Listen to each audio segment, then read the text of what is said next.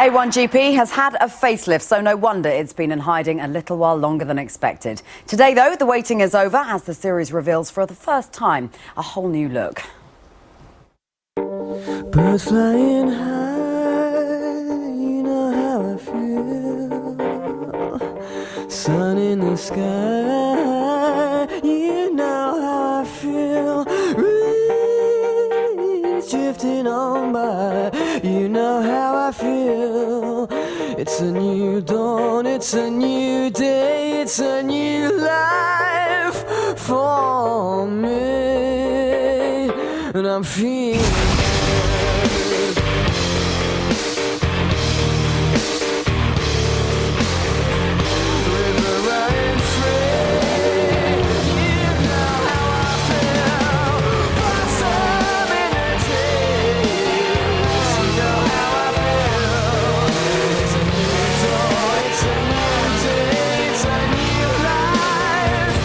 feeling good. Welcome to Circuit Park Zandvoort in Holland for A1GP's first race weekend of the new season. Today, it's race day. A1GP is back, albeit with a smaller grid than anticipated in Holland for race day one. Joining me on the phone from Zandvoort is A1GP chairman Tony Texera. Tony, given the problems A1GP's had pre-season with car build delays, how pleased are you to see things up and running this weekend? Well, obviously very pleased and also very proud of the guys for putting everything together. From the time we started, Georgie, it was always a very tall order. In other words, championships like F1 take a year to develop and build two cars. We basically tried to build 35 cars in 6 months. It was always going to be difficult, but we've achieved almost 80%, and I think it's a great job by everybody, especially Ferrari, what they've done for us. And obviously seeing the results here, it's all been worth it, and we're looking forward to the series. Tony, several teams will be missing out this weekend. Are you confident that you've done all that you can to appease them with the revised point system that you've put in place, which means that all teams can, in fact, drop a meeting now? Correct. Every single team will be accommodated fairly and squarely. In other words, they'll all have the chance to win the World Cup. Everyone has agreed. Each team has been very, very helpful in understanding in what's happened. I mean, guys have helped each other with cars and parts and build and so on to get them on the grid. And I think, the entire spirit of A1GP as a family has come through in this specific meeting or this specific event, where it's just proven that there's no animosity and everyone basically will do what's right for the series and for the fans. You say that you're 80% there. 5 weeks to go till Chengdu. Are you confident there'll be a full grid by then? There will definitely be a full grid, plus all the spare cars that we set out to build. And quite honestly, if we had another 2 weeks, we would have had a full grid. But time permitted, time was the issue in terms of components and so on. OK, well, let's talk about this new car then. It is powered by Ferrari. What's your feedback been from teams and drivers in Zandvoort who've had a taste of it now? Well, Georgie, my technical knowledge, as you know, is very limited, so I am the wrong guy. But what I can tell you, what the feedback is, we definitely have the best car in the world in terms of one-make series, and we definitely have what drivers say the second best car to any other F1 car, obviously. We're not competing at that level. It's obviously important to us to give our guys and the nations around the world the best equipment to compete for their nations. And I think that we've achieved that. From the start, we set out to design and build a good car. It's a completely new car, completely new technology. That's what actually caught us. It wasn't as simple as putting something that was existing together. A lot of components to make up this car, the latest technology. And the technical guys and the drivers are over the moon. They're so excited. Many, many drivers down pit lane are saying it's the best car they've ever driven in their lives. Now, tell me a little bit about Team USA, because they've put together an exciting driver package, haven't they? How pleased are you to have the likes of Michael Andretti involved this season? Well, I'm obviously very excited, and, it's something to the series that someone like Michael Andretti, their family that's been in racing for 60 years, what they are in the States and obviously what they are to the world of motor racing, to put together Danny Kirkpatrick, to bring in Marco Andretti, for them to commit to A1GP and to say that this is one of the best series they've seen and they want to compete and they want to represent USA. It means they bring in the dream team to compete against the world.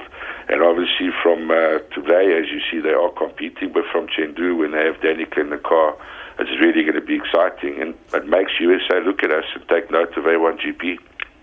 Tony, best of luck for the rest of the season. Enjoy today as well, and let's hope the weather clears up in Zandvoort. Thanks very much for speaking to us. Thank you, Georgie. Thank you very much.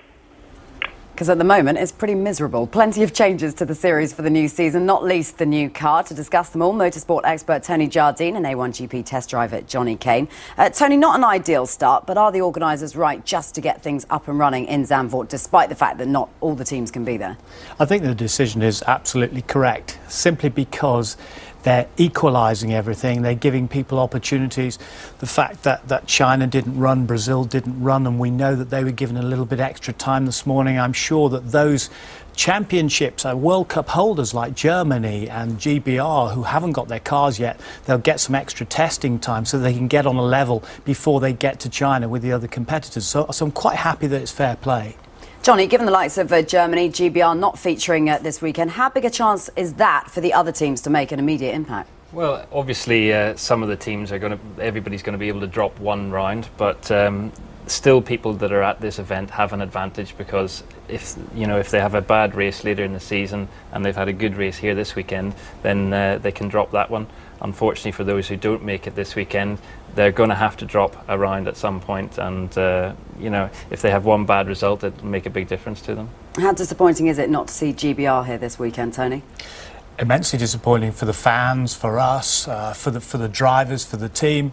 And I do think there is a slight disadvantage in as much as that more you get to work with a new car, as Johnny knows, and he spent a lot of time testing it, the more you learn it's all wrinkles and foibles and so on. And the mechanics themselves, what they do with the A1GP car, they take it to bits and put it back together, and they really, really build it, meticulously. Well, they're not getting the chance to do that. No, by the way, for news on who is in the driving seat this weekend, you can just take a look at the bottom of your screen now and see that driver crawl that's running along the bottom of your screen. Who's driving for who this weekend? The new car, powered by Ferrari. You've had a chance to test drive it, Johnny. What's it like? Fantastic. Both the tracks that I tested on, it was the fastest that I've been around either of those circuits. So other than Formula One car, it's the quickest car I've driven, like Tony was talking about, for a lot of these drivers. Very good in the high speed, and I think that's where the experienced guys who've already had a flavour of this will come strong. Let's just compare, shall we, the differences between the new car and the previous one. Here's a detailed look. Crikey, it's wet out there, isn't it? It's faster. 600 brake horsepower versus the old 550. That means more power in the power boost, an extra 30 brake horsepower. There's more torque. New brakes, carbon fibre ones, and new tyres as well, courtesy of Michelin. What about the rule changes? Not just the car that's changed since last season. Some of the rules have too. Qualifying sessions being reduced from 15 minutes to 10. The sprint race has been increased in length. The points allocation has been reduced. Mandatory pit stops also been introduced. The feature race does remain the same. Championship points awarded to the top 10 finishers, with a bonus point to the nation who sets the fastest lap. Behind those graphics, Tony, it's a very, very wet Zandvoort. How is this new car going to cope with those conditions? Well, first of all, don't worry, because pole position is in the shallow end. It won't be a problem. It's just very, very deep at the back of the grid. I think, first of all, it's a great equaliser. Secondly, there has been some wet running. People like Malaysia and so on at Snetterton, they ran in the wet, they ran in the dry. Doesn't seem to be any problems on it. The point is, it's such a sophisticated car. We're looking at a 2005 Ferrari, basically a silhouette of that, and then all its innards. It's a Rory Byrne-inspired car. It's a fantastic piece of kit, but when you get out there and you get in these very, very wet conditions, the drivers will be more equal. It'll be more about the driver's talent, and it'll be more about people making mistakes and people closing up, and the smoother that you can be in the wet, the better it is. I'd have no worries about the car themselves. It's the drivers and the inexperienced drivers who'll be looking to make up gaps and speed. Let's just focus on the drivers for a moment here, because there are some new teams involved this season, Monaco and Korea, but also a couple of new drivers in the mix as well. Johnny, tell us a bit about Team USA. They're run by Andretti Green Racing, which is a huge bonus, presumably, for A1 to have him involved in this series, but also Danica Patrick could be turning up for them at some point. Well, she's one of the biggest female sports people around in the world at the moment, and to have her involved with A1GP, I think, is a very good thing. Obviously, the Andretti name is huge in America and around the rest of the world, so a really good opportunity for A1 to make use of that. OK, thanks, chaps, for the moment. A new car, new rules and some new drivers to look out for today, as we've said. After the break, we'll take a look at the track and we'll also look back on yesterday's qualifying action when Jeroen Bleekemolen delighted the home fans by taking P1 for race day. Yes, he goes quickest. It's a 1:24.213.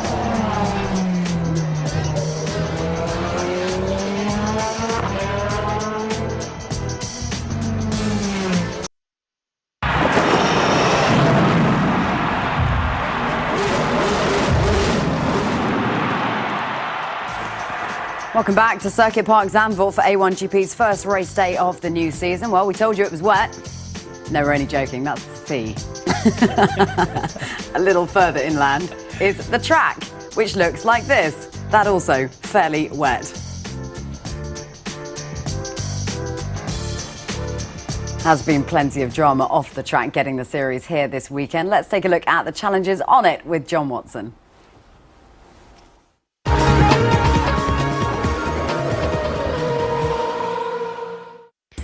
Local knowledge is a valuable thing, and few drivers know Zandvoort better than Jeroen Bleekemolen.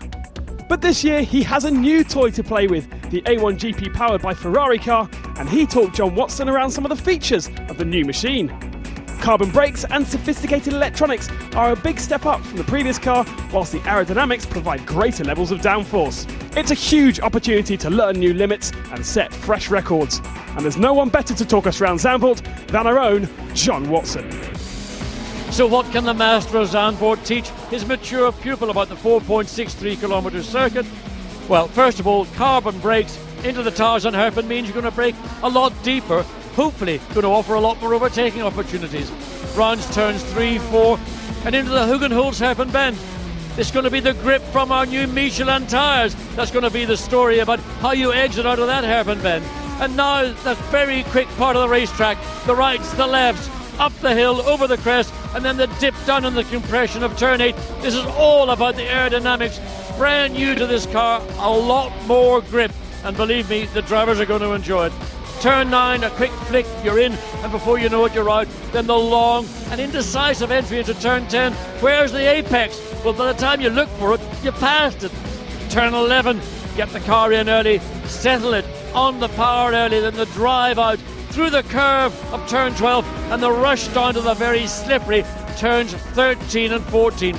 The aerodynamics, the tyres, the power all play their part around the lap, but it's coming up to turns 15 and 16 at the exit of this lap that will see the power of the Ferrari engine, first time in an A1GP car, attain speeds up to 280 kilometers per hour. And even after 3 laps, already Netherlands have broken the lap record. That's progress. Get thoughts of Tony and Johnny on this circuit in Zandvoort. Tony, first of all to you, how much will track knowledge count for this weekend as opposed to car setup? Is that not more relevant? It is relevant, yeah, but you've got 2 jobs to do. You've got to set up a brand new car and keep learning about it, as we saw in qualifying yesterday, as those that hadn't had any running time were catching up. Or you've got Jeroen Bleekemolen who knows every inch of this particular track. But as Johnny and I were just pointing out to each other, you've got very slow corners, fast corners and medium corners. You've got everything, but it's quite old in parts. You don't have very many runoff areas. You have some quite dangerous sections like the last bend, the Arie Luijendijk, where we saw Loic Duval go up the bank yesterday. That's a really dangerous section, very, very fast, where the car will use its aerodynamics, especially in the dry, but today not so much in the wet. Johnny, how good a track is it to see the new car being tested and at work in a first competitive outing? I think it's a really good track for the first race. It's challenging. Like we said, it's got everything, low speed, medium speed and high speed. Good long pit straight, so hopefully a chance for some overtaking. And the thing is, it's entered by a very fast corner, which there's a chance of mistakes. So hopefully we're going to see a good race today. Let's just remind you of who last year's front runners were, shall we? Because it was A1GP's most competitive yet last year, with the title decided on the final weekend at Brands. Switzerland taking the honours in the end from New Zealand in second. GBR again finishing a respectable third. Reminder that GBR won't be featuring this weekend. Tony, it was such a close run thing. Do you expect this season to be as competitive, bearing in mind all the drivers have got to almost go back to square one with this new car? Yeah, but the difficult thing to say is who's really going to be up there. I see the teams with the sort of experience that France have as previous Cup winners, and Germany when they come into the fray, and GBR. Switzerland, etc., being in the mix. But I also see now the people who are maturing really well, like Malaysia, like China, who'll be coming through, and then you've got people like Portugal with Albuquerque, who's such a great new talent. He'll be coming through as well, and expect him to get his first win. So I think that's the excitement, trying to predict what's going to happen. What do you think about GBR, Johnny? Can they go a couple better and win the championship this time round? Well, they've been very consistent so far, third in the championship every year. And either any of those years could have been a little bit better, but they've had a really strong run in all the seasons so far. And it's down to the driver that they choose and the engineer to work together with this new car and try and go that step better. OK, thanks, chaps. GBR not here this weekend, as we've said. It is a smaller grid than expected in Zandvoort. Here's how the nations that are competing today determined how they're going to line up for the sprint.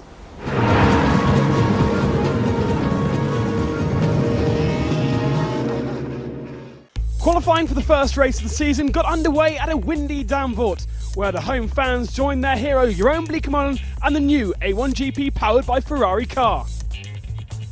Qualifying was changed to a simple 1-hour session in order to maximise track time for the new team, and it was Ireland's Adam Carroll who was the first to break last year's lap record to set provisional pole.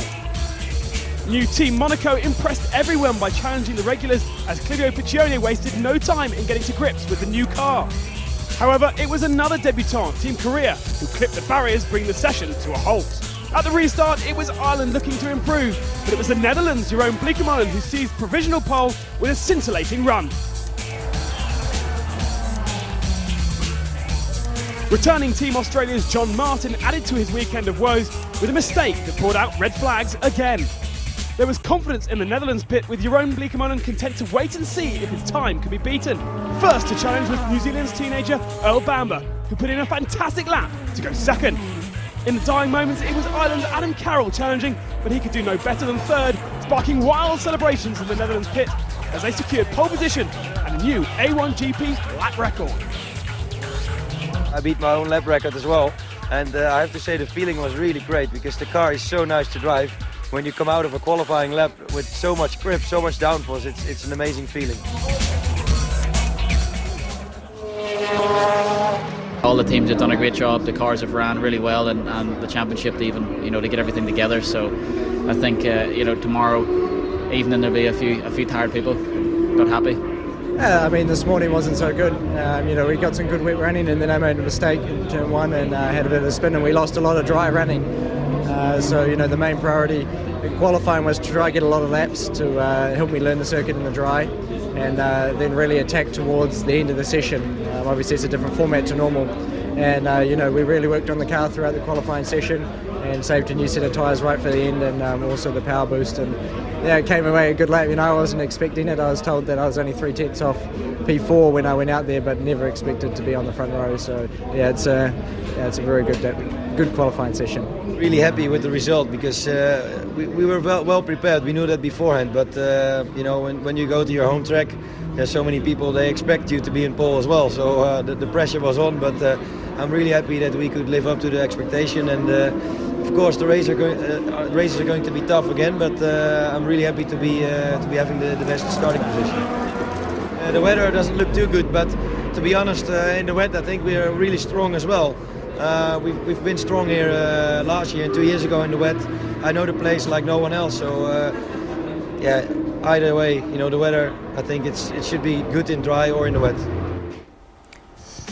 That man there, Jeroen Bleekemolen, he has pole on his home circuit. 18-year-old Earl Bamber starts alongside him for the sprint. Adam Carroll, quick yesterday, lines up third, and last season's champion Neil Yarni is in 6th spot. So just a reminder, for today only, in the course and the context of the entire season, the sprint race grid is going to determine the feature race lineup. But Tony, expect teams to tread a little carefully in this new A1GP car today.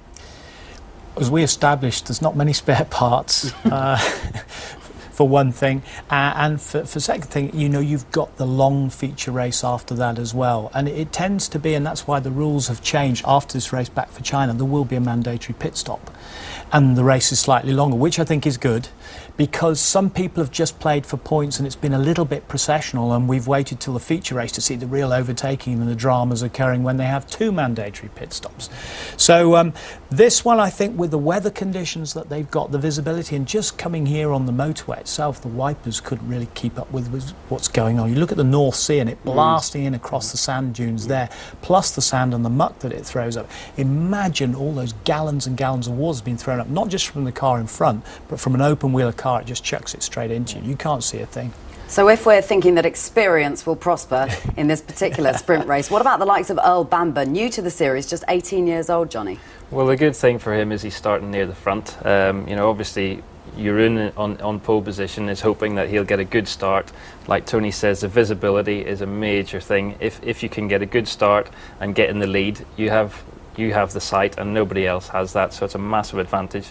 So for Earl, you know, starting on the front row is a good place to be, and he can possibly learn a little bit in the wet from Jeroen, as he said he knows the wet lines and stuff, so good position to start. From seeing him in action last year, you'd certainly be led to believe that Adam Carroll's pretty ruthless in the driving car. What about this season? He was quick yesterday. Is he someone that's a real contender for the championship this season, Tony? He is a contender, and he's got the right people around him at Ireland for a change. And Mr. Gallagher has assured that. But the thing with him is that Adam always goes really for it all the time. He doesn't know when to back off. And I just fear in these conditions he just might get a little bit hairy, a little bit out of shape. So he wants to win so badly and he wants to start off so well. I hope he just tempers his enthusiasm a bit today. If you want drama and excitement, you're in the right place. Time to take a quick break. When we come back, though, it is the sprint race from a very wet and wild Zandvoort.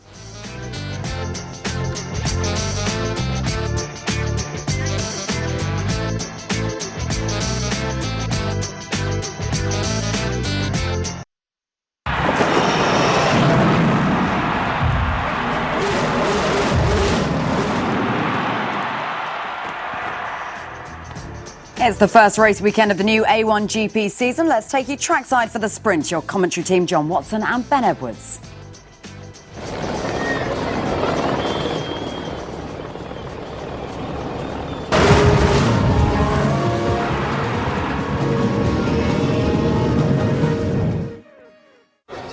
Conditions as we prepare for the first race of the season see a damp track. It's not raining that hard at the moment. The hardy Dutch fans here in huge numbers to support the first race of the season. Adam Carroll lines up in third place on the grid for Team Ireland. Good opportunity to get some points from there.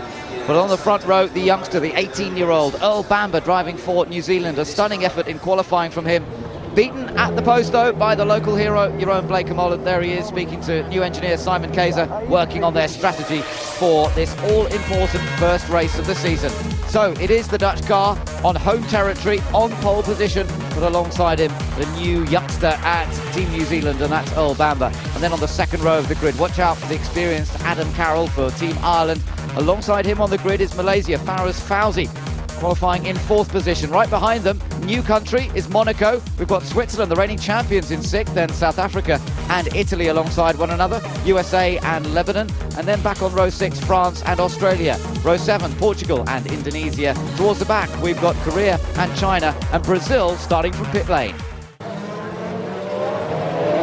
And we don't know how many laps they'll be doing behind the safety car. I would imagine it'll be at least a couple of laps just to really get the feel for these conditions, and the lights are certainly still on the Ferrari up front, so they're staying out for at least one more lap. So when those lights go out, that indicates the safety car is going to pull off, so give the drivers another opportunity to run behind the safety car, having completed the standing start lap and then running behind for a second lap. So we've got 13 laps of this event to go, and it's either going to be a total of 14 or 30 minutes plus one lap, whichever comes the sooner. So I suspect it's going to go close to that 30-minute segment that time that the checkered flag will be then finally shown. So let's just take a look at what South Africa did. He was on the wide line, Yeah, he ran out wide, very much the same as we saw Philippe Albuquerque for Portugal do. And he did actually lose position. He's lost the... I think he slotted back in again? Yeah, he slotted back in between USA and Lebanon, I think. Well, he was actually in 7th place, so he's lost 2 or 3 places. I think has he regained them now? Because he's now ahead of Italy again on track, so I think he's been able to move back into his original start position. Interesting to see whether that will be permitted. Ordinarily, you would be required to fold the tail, but in these circumstances, he may have been advised, or he certainly took the opportunity to regain his original position, which is 7th in the line of cars. That would have been the 4th row of the grid had it been a standing start, or had it been the normal rolling start for the sprint event. So we're on board with Team China here, starting a long way down there in 16th place. They've had very little running so far this weekend, but as we say, Ho Pin Tung does know the track extremely well. Raced here in Formula Ford, in Formula 3 as well in the Masters Series. And Ho Pin Tung, who speaks Chinese, Dutch, English, French and German, went to university here in Rotterdam, born in the Netherlands, as I say. But so he feels very, very at home, and it's good to see him in the Chinese car here this weekend. I just wonder, is the rain coming back down again? The lens of one of those cameras around at turn 11 showing that it's picked up some of the rain. They've been cleaning the lenses tirelessly all morning. Safety car coming in this lap, so they are going to be racing as they come past the line next time and down in towards Tarzan. And watch for particularly Blake Mullen's lines. I remember this 2 years ago. He was leading the feature race. He lost out in terms of strategy in the end, but he had some very interesting lines around the track, looking for that little bit more traction. Well, he's got the benefit of being the first car, so he's got no visibility problems. But keep an eye out for Ireland. I think Adam Carroll's going to try and spring a surprise on New Zealand at the earliest opportunity, and he wants to make a break, if possible, with the Netherlands car, and then offer up a challenge as we look into the Ireland garage. They've got a spare set of wet tyres already mounted in the event of needing to do so. So the cars come out of the final turn, and it looks as though we're about to go racing for real now. Ireland is spun coming out of turn 16. Oh, Adam Carroll's put in too much power. He spins in front of the pack. Oh, he's been hit by Monaco, and leading the race is the Dutch car. The Netherlands take the lead from pole position. We're followed by New Zealand, but Adam Carroll has spun. Well, Adam Carroll was doing precisely what I'd anticipated he would do. That's trying to get a run on the New Zealand car, but it penalised him. A big lock-up coming into turn. It's the Lebanese car, Daniel Morad, who's lost it coming in, and he's gone straight into the gravel trap. Well, you know, I know these drivers were told to be very, very careful. New Zealand getting almost into trouble in the middle of the hairpin bend down to Hugenholtz, but that from Ireland was so fundamental. What he was trying to do was keep close contact with the New Zealand car, and he got onto that part of the racetrack, which is very, very slippery indeed. Yeah, hit by Monaco. Clivio Piccioni couldn't squeeze past. Look at this, Lebanon ducked out of the slipstream of USA and just lost it. Well, we know Daniel Morad is courageous, and he's a little bit wild. Well, that was certainly as wild as he can get. He did not need to do anything of that nature. There we see the Monaco car, which ran into the side, or the rear of the Ireland car, and 12 laps to go, but New Zealand putting the pressure, and that's a surprise. I did not expect Earl Bamber to be right on the gearbox, and looks like he's very comfortable in that position. Yeah, fantastic from Earl Bamber in the New Zealand car, much less experienced in these powerful cars than Jeroen Bleekemolen. He doesn't know the circuit, he's had to learn it this weekend, but Bleekemolen's got a race on his hands here. But a big surprise is Brazil down in 15th place. They've got the fastest lap. Where Dutch come from? Ireland back in the pits. Damage to that left rear corner, and what disappointment. The work, I mean, the expectation from the team. Malaysia now defending, in fact, from Switzerland. So Neil Yarni, very limited running in the car, really got into it. Oh, Malaysia! Faris Fauzi gets over the white line, over the curb, and makes a mistake, but he's not lost the place yet. Waved yellow flags just for that. That's what it is, the Monaco car, that's why. Yeah, Netherlands still lead, so it's New Zealand second. Malaysia trying to hold on to third, from Switzerland in fourth place as they head back down towards Tarzan, riding on board New Zealand, then looking back from the Dutch car. Staying high in the Tarzan hairpin. That's where the best grip in these conditions is going to be. So the gap is just under a second, but really that's all it needs to be. The visibility, you can see with the rain falling, is getting more and more difficult. Again, running the sort of high line. The Netherlands car seems to be slightly more comfortable through the corner. Oh, 2 cars are off of the hairpin. It's Australia, one of them, and I think it might be Brazil. Right, we'll try and check that. It could have been Brazil. No, it's not Brazil. It's Korea. It's Korea there. Jin Woo Hwang on his debut for Korea is off with the Australian machine. It looks as though John Martin might be able to rejoin. He's certainly trying to, and there's a shake of the head. Alan Jones can't believe it. That car has been off almost in every session so far this weekend. He's got it going, though. Yes, he has, but the Korea car, I think, is a stalled engine.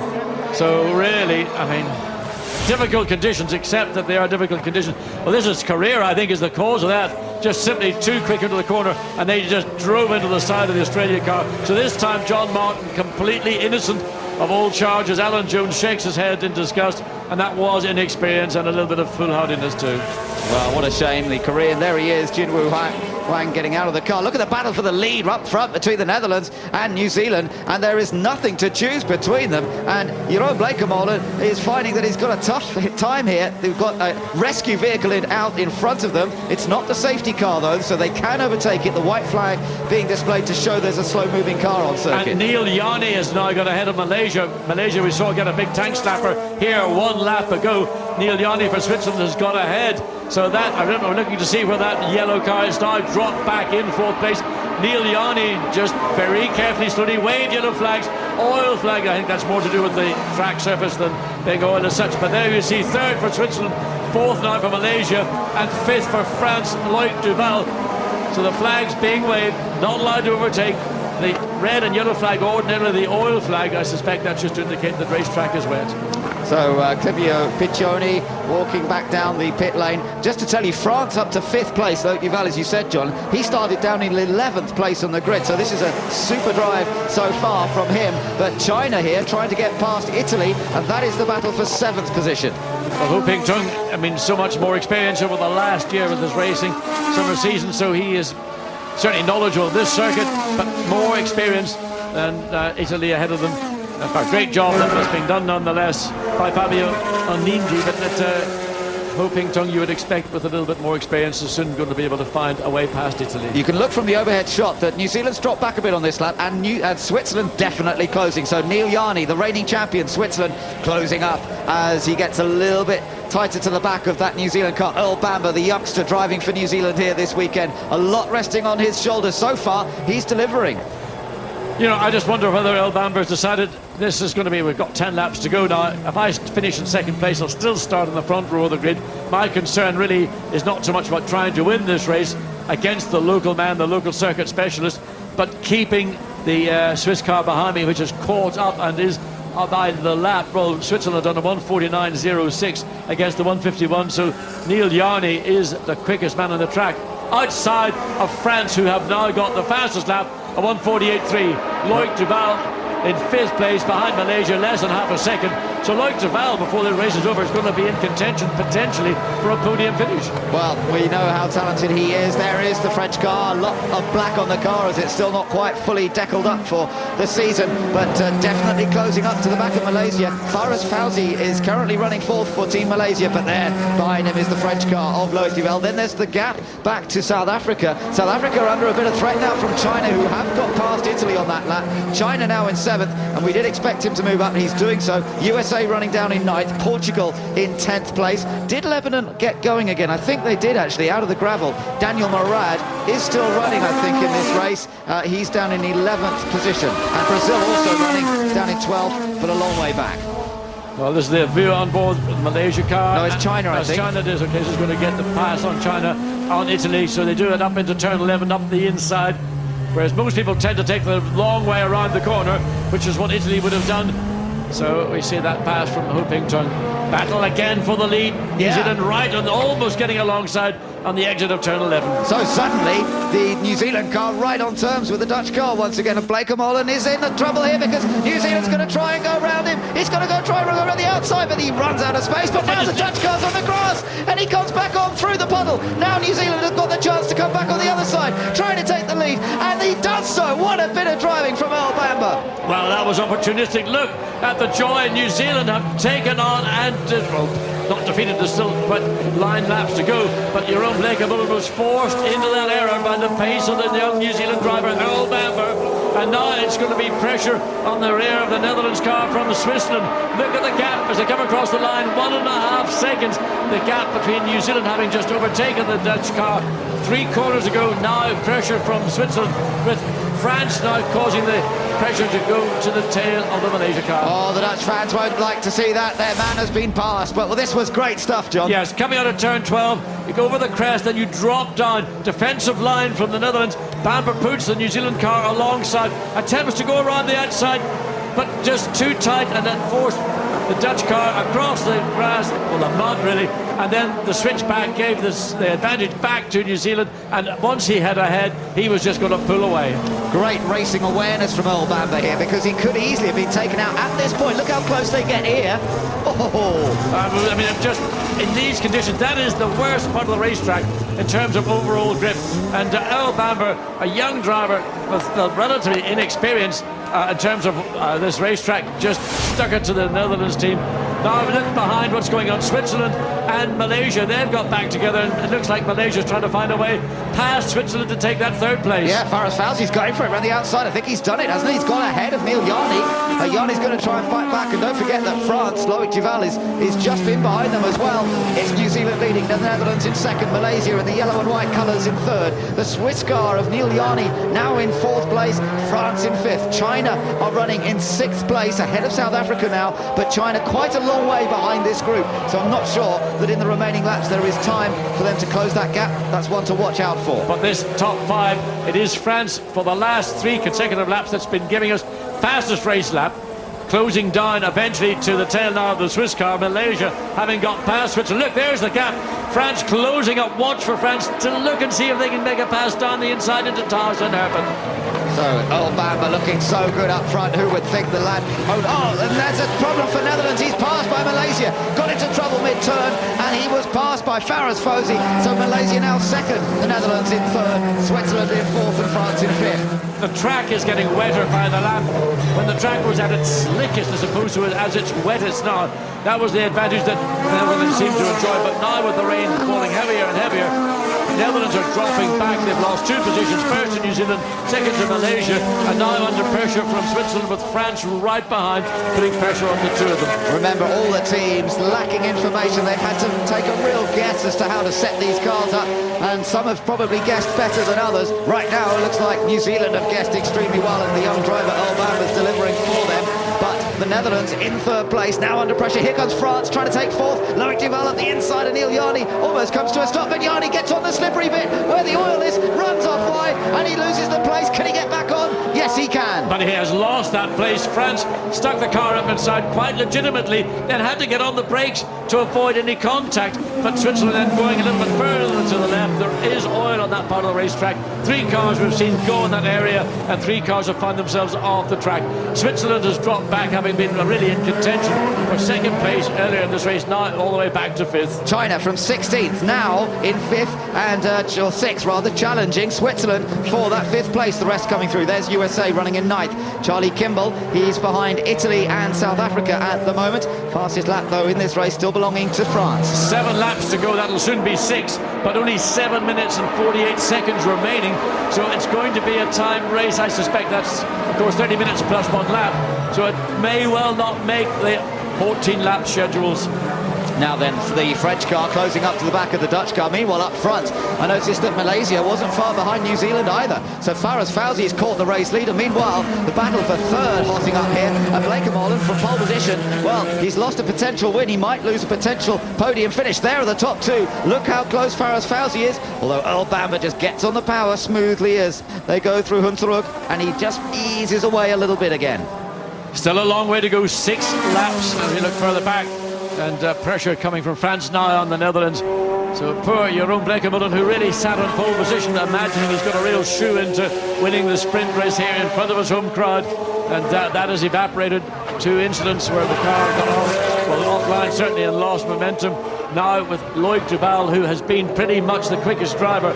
Certainly he was impressive this morning and continues. Here's a battle for the lead. Malaysia getting alongside New Zealand. Almost a touch. He's through. Malaysia's through. Faraz Fawzi leads here at Zandvoort in the first round of the championship. And New Zealand losing time. Back to second. Yes, a good pass in turn 11. He got again up the inside. We've seen him do that already once in this race.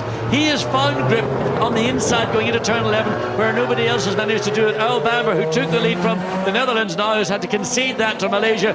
And the look in the New Zealand pits, well, they're slightly perplexed with the pace that New Zealand had in the middle of this race. Suddenly has gone now to Malaysia. Remember, at the start of the race, Malaysia was almost off track in turn 15, and suddenly Faraz Fawzi has found something in the car to give him the momentum to get himself now to the front of the field and lead this sprint race. 5 laps to go. Well, the conditions have got worse and worse, haven't they? And that surely has changed the setups in terms of what's working. It's much wetter out there now, and that seems to be suiting Faraz Fawzi. Yes, I mean, that's what I assume with the Netherlands. There we see out of turn 10. Now watch Fawzi, the Malaysia car, down the inside. New Zealand looking to take the long line around turn 11. That's fundamentally where you want to be, but Fawzi in the Malaysia car has said, no, we've got bite and grip with our car on the inside, and if you can place your car on the inside, you'll have the advantage on the exit of the corner. Well, that really caused some delight, didn't it? Meanwhile, further back, you've got Australia still running, and Brazil, they are actually dicing, although they're a long way down. They're almost a lap down, these two. Australia, of course, involved in that incident with Lebanon earlier on. Lebanon currently running in 11th place, but it's Malaysia that leads this race from New Zealand in second.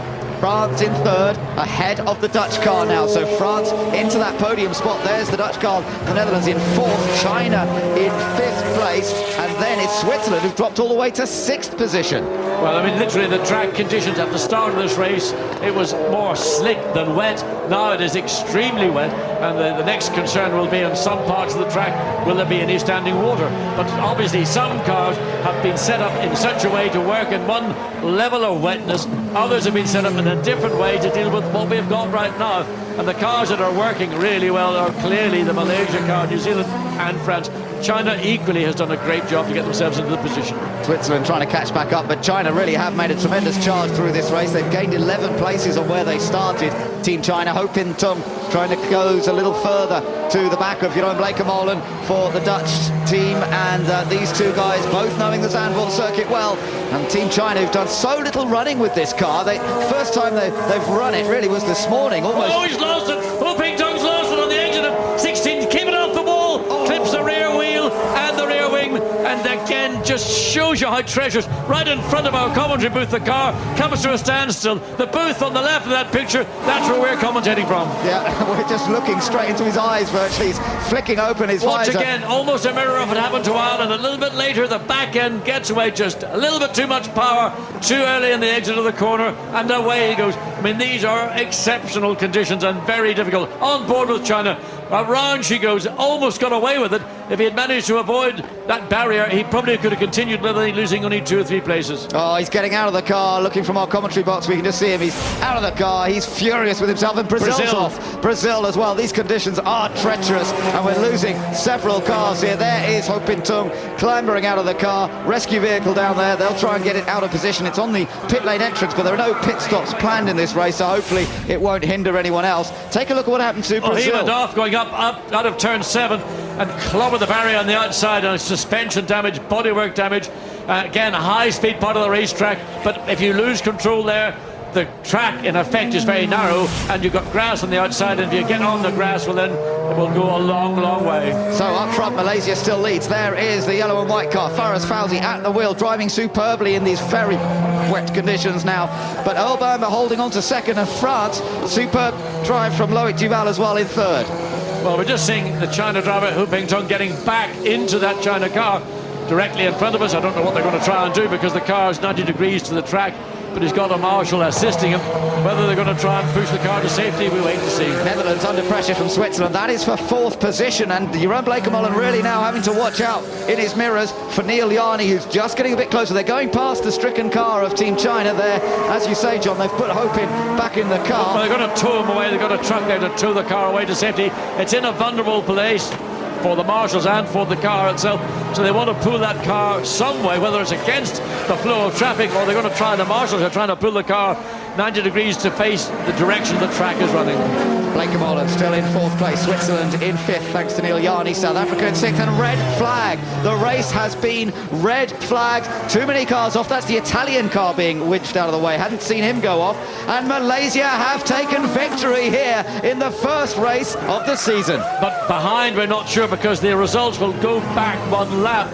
under these circumstances, I think that's the normal procedure. Yes, but Malaysia, I'm pretty sure, will get the victory anyway. They were leading last time around. They were. And Faraz Fawzi takes his personal first win in the series. Malaysia have won in the past with the efforts of Alex Young. Last time he won was in Mexico in season 2. They had no wins at all last year. Faraz Fawzi's taken his first ever victory in A1GP in the new car powered by Ferrari. And what a boost that is to the team.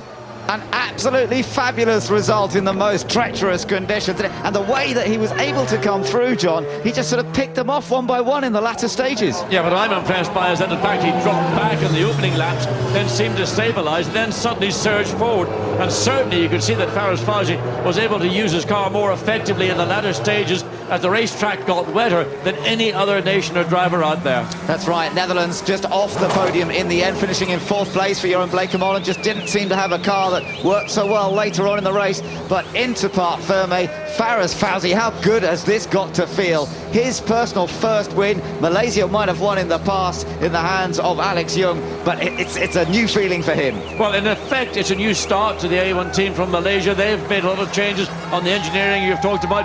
Faraz Fawzi is going to be fundamentally the driver for the entire full series, and what a way to start that full series first race, sprint race, in very, very difficult conditions here in Zandvoort with a victory. And star performances from both Earl Bamber and that man as well, Loic Duval, started 11th on the grid, and he set the fastest lap as well to take 3rd position, and that really is quite an achievement when you consider France didn't get out in their car until qualifying. I'm afraid a few didn't make it to the end of the race. There's a Korean driver walking back and the Indonesian driver, but the guys, the top 3, are making their way up there onto the podium. He's got his flag with him. Faraz Fawzi's going to make the most of the celebrations. The first ever win powered by Ferrari in A1GP. Earl Bamber, 18 years old, but he drove with great maturity, and of course Loic Duval doing what we've seen him do before. Well, I think he really surprised the entire paddock here, because that overtaking manoeuvre earlier in the race in the Netherlands car was an absolute dream of a pass, and I think he should be thoroughly delighted with that 2nd place.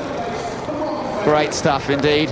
And the presentation's being made. There is Duval picking up the trophy. France have had a few podium finishes here at Zandvoort over the last couple of years, and there's another one. They've never taken the race victory here, but I think they'll be well satisfied with that. He did have the benefit of a run this morning. There was an early morning test session, which 4 cars were allowed because they'd had virtually no running before. Yeah, he was by a huge margin the quickest of those 4 cars. I watched him earlier in that session this morning, and clearly he knew what he was all about, but starting that little bit further behind in the grid, going through the traffic, mainly going through the spray. So there is the Malaysian team. They're just celebrating the moment for Faraz Fawzi taking that first win of the season.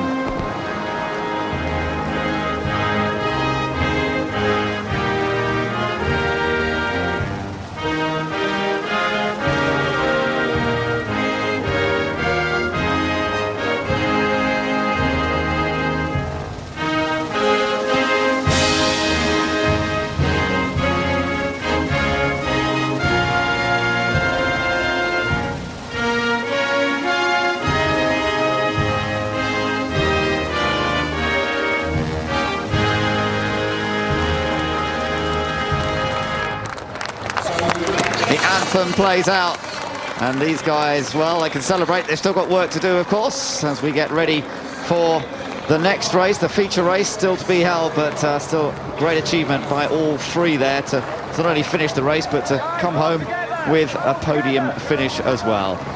Just lining up there for the photographs and confirmation of that result. Fawzi taking the win from Bamber in 2nd place, and Loic Duval in 3rd position. Let's now hear from our top 3.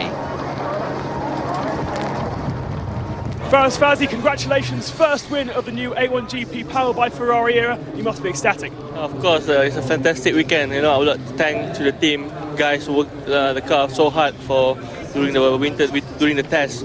I couldn't say anymore. I was so very happy, and to start the first race of the season and then to win the race, it's fantastic for us. Congratulations, Team Malaysia in 1st position. 2nd position, Earl Bamber, your very first race for Team New Zealand, and the 2nd is not too bad. Yeah, I think it's good. It's pretty atrocious conditions this morning. We got a good start and then managed to get past the Netherlands, and then we held the lead for quite a while, but then Faris was just a little bit quicker and got past me on the infield. And yeah, I think seconds are good, so hopefully we can make some changes for the afternoon and see what happens with this weather. Talk us through that move with your own to take the lead. It looked pretty tricky there. You were going around the outside, then he came across you.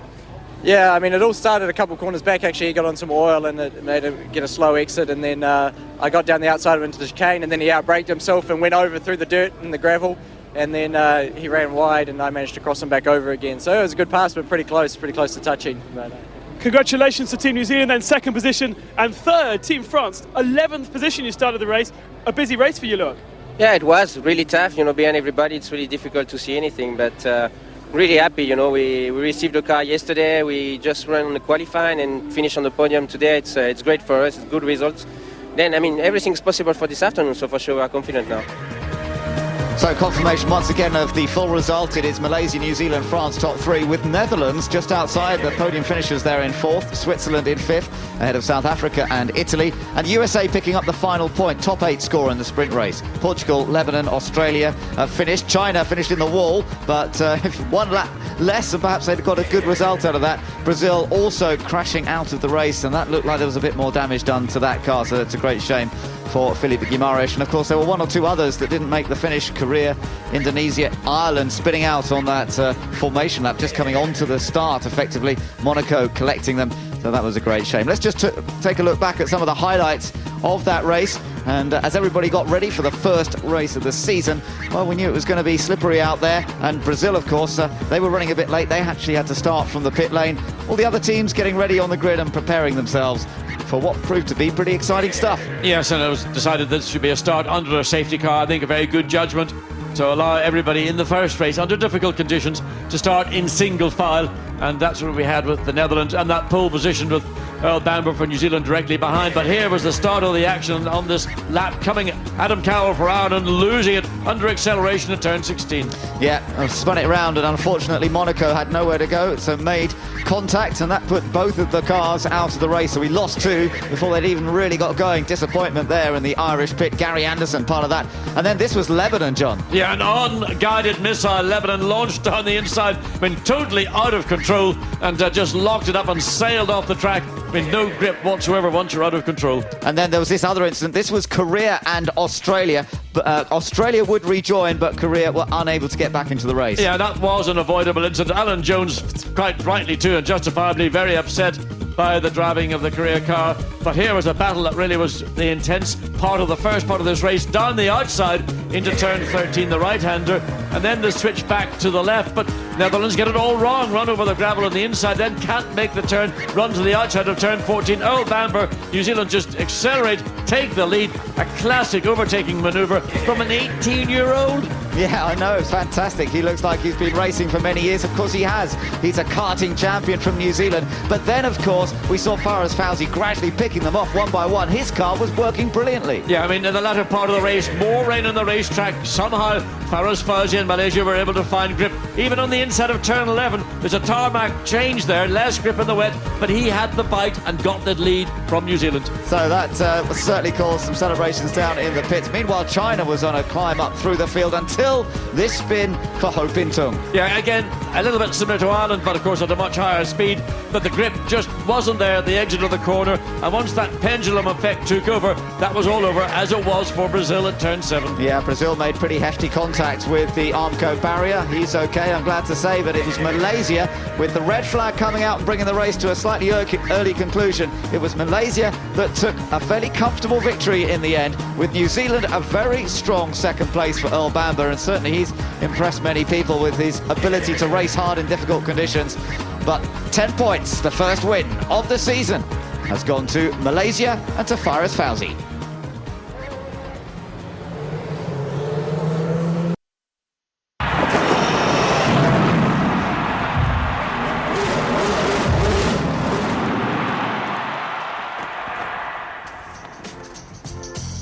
Welcome back to Zandvoort, Holland. A1GP Season 4 is one race old, and Malaysia have taken the first win of the campaign so far. Confirmation then of how the sprint race ended. Malaysia's Faris Fawzi with his first ever win in A1GP, top of the pile.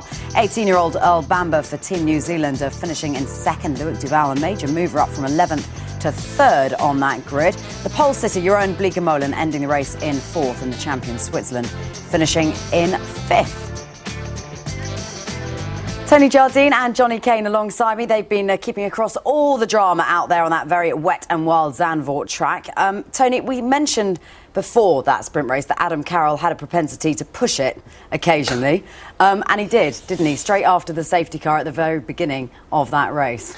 Because one of the things he likes to do is go for it really early on, but when you're coming through the Arie Luyendyk turn and you perhaps give it a little bit too much throttle, a little bit too early and get wide, as he did, was a bit of a mistake. As you watch here, safety car's just gone in, and then he's sliding wide on the white line as well. He's very, very lucky that he only got collected by Piccioni from Monte Carlo. The whole field streaming towards him, but yet he didn't go any further. He didn't get back into the race because he didn't seem to have too much damage. We were wondering before this sprint race whether there would be plenty of overtakings we've seen in a previous series, and China made their move and an example of it, overtaking on the inside, Johnny. Yeah, I mean, you wouldn't necessarily think a Chinese driver would be a wet weather expert, but it does everything right here, gets good drive out of the previous corner, just slides it up the inside, and yeah, good pass, good pass. The Netherlands and New Zealand had something of a tussle for the lead early on in this race. Let's just take a look at it. And Tony, how well did the young Earl Bamber do to apply the pressure here? Well, this is stupendous in my book, because yesterday he ran off the track. Earl Bamber, the 18-year-old, ran off the track. Jeroen Bleekemolen doesn't really have an excuse because he knows Zandvoort like the back of his hand. It's his home track. But look at that, inside, outside. This young 18-year-old forces the seasoned Netherlander to go off autocrossing, rallycross, whatever, right across in the muck that must be on the Dutchman's tyres now. And Bamber keeps his cool, just lets him slide across him, nips back inside to claim the place. Showing immense bravery as well, bravery, bearing in mind the fact that this is his first time in the A1GP series and he's driving a new car on a circuit that he hasn't driven this car on before. Yeah, I mean, initially you think he's possibly put himself in a bad position on the outside, and it looks like Jeroen's covered the move, but once they get into the corner, Jeroen's back end just slides out, and you know, his only option to save from spin is to rallycross, as Tony says. But it's not a known as a great overtaking place down into the Audi bocht, you know, because it's so tight through here. But yeah, he made him commit. But Colin Giltrap, the seat owner of New Zealand, he's a hard case. He's the one that has really dropped Johnny Reid in favour of this new hotshot kid, and he's proving to be right. But yesterday morning he wasn't, because the kid had gone off at Tarzan Bend, lost a lot of time, and Giltrap was seen with him for about 20 minutes, finger wagging, giving him a right telling off. So perhaps that put him right.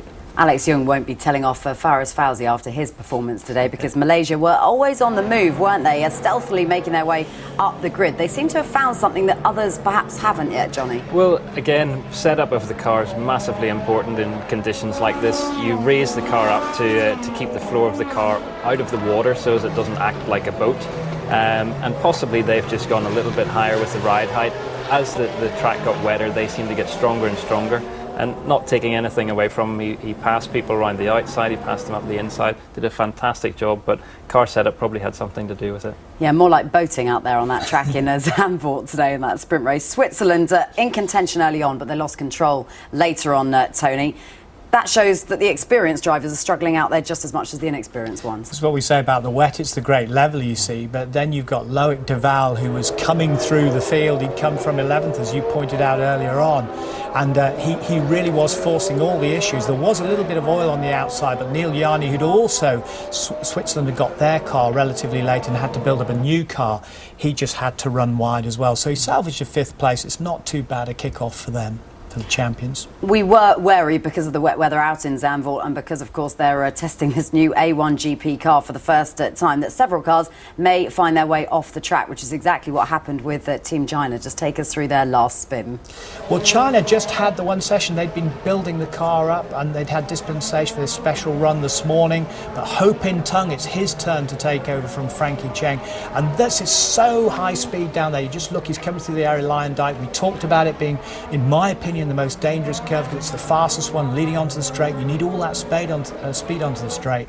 Just clipped the barrier. Very, very lucky indeed to get away with that. So they should be in the feature race okay. How big a job do the teams now have on their case, Johnny, to make sure those cars that did spin off the track are prepared and ready to go for the feature? Well, obviously Brazil had a bit of damage, but most of the people were pretty lucky. I think China especially, there's no runoff at the exit of that last corner. Could have been a much bigger accident, and with the very few spares that they have and the teams helping each other out, it could have been a bigger problem than it is. First time we have taken a look at the A1GP car. What have you made of it, Tony? I mean, I think it's wonderful. We haven't really seen it in its true context in the dry conditions yet, where I think you're going to see the incredible downforce coming into effect on the faster bends. It's sophisticated, it's a leap forward. It clearly is very, very enjoyable for the drivers. Looking at some of their comments after the race, they say that they're really tired, their arms, their legs, their shoulders, their necks. There's a few fitness campaigns, I think, going to have to go on amongst them. Because, I mean, it's just like Johnny, he's driven everything from Indy cars, Indy Lights, sports cars, F3 champion and so on. Those single-seater cars, especially with a lot of downforce, they really punish you and you really get pushed around inside the cockpit. Yeah, how demanding is it, Johnny? Just give us an idea of how much more demanding it is driving this car to the old A1GP car. Well, it's mainly the high speed in the high downforce, high speed corners. You get a lot more G through the body. Steering weight isn't actually that much of an issue. The last year's car was pretty heavy, and the geometry on the front of this car, the steering isn't that heavy, so that's not so bad. But it's the neck and the rest of the body that takes the heavy work. You can't help but feel a little smug, can you, sitting in the warmth of our studio back here in London, watching what's going on the sand dunes of Zandvoort. But great to see that so many of the Dutch fans and otherwise have turned out as well to see this first A1GP race of this season. Apparently rumours of a 50,000 strong crowd out there today to see Jeroen Bleekmolen and others race in this new A1GP car for the first time this season. Let's take you over to our commentary team of John Watson and Ben Edwards, who'll take you through more.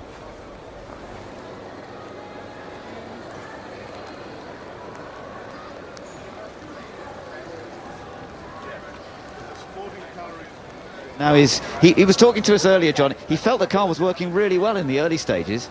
Yeah, again, like a number of drivers, I think that he suffered from not maintaining that tyre temperature, and as a consequence then the grip wasn't there. The confidence tends to go as well. So if you can't drive through the problem, I mean, there you get a view of what the surf is like on the beach. Those are big long waves coming in off the North Sea, and the wind is just about driving the rain horizontally. It's not falling as rain normally would fall.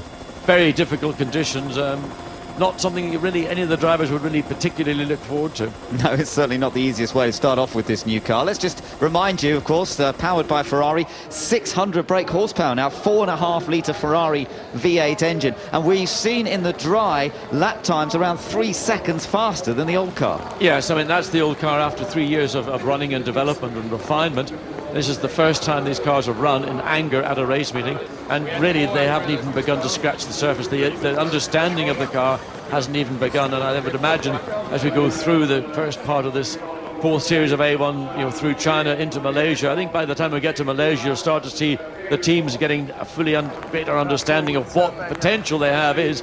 Of course, don't forget also in this race, and as they were in the sprint race, they did have power boost. How much they will want to use that in these conditions is almost academic as to whether the extra 60 horsepower available with power boost is going to be used, other than if the track conditions do ensue signs of improving. That's right, but the drivers are all well impressed with the power of this engine. There's no doubt about that. It's just in the wet conditions, of course, they've got to control how the power goes down to the road. There's no traction control, so they've got to sort that out themselves. The spectators finding... Well, I don't know, he can't even get his arms out. He doesn't want to get too wet, so different ways of eating things as well. Yes, well, you see lots of life here in Zandvoort. It is a wonderful racetrack and a great country. It is, yeah. Well, there's Malaysia on pole position then. We had a quick glimpse of Ho Pin Tung for China a little while ago, and we also saw Neil Yarney for Team Switzerland. Well, we're going to try and burrow beneath the umbrella and have a word. Neil, did you say Chanel? Yeah, we've got a little bit of a technical problem down there with that one. Sorry about that. We'll try and get back to Neil. I think the range getting into everything is just simply lashing again.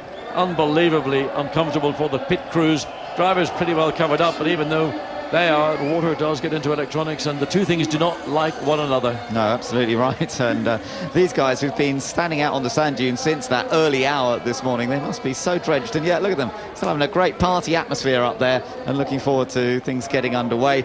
And they're not going to be leaving their spots. They took them early this morning when it was only just light, and they are not going to be moving from them until they've seen a race. But one of the great things about the Zandvoort circuit, it is a really, truly friendly family venue. You'll see mums and dads and sons and daughters all coming along to an event here this week. Even in these conditions, it's a great day out. They love coming to see the mud racing at this great Netherlands racetrack. Yeah, 60 years old, this track.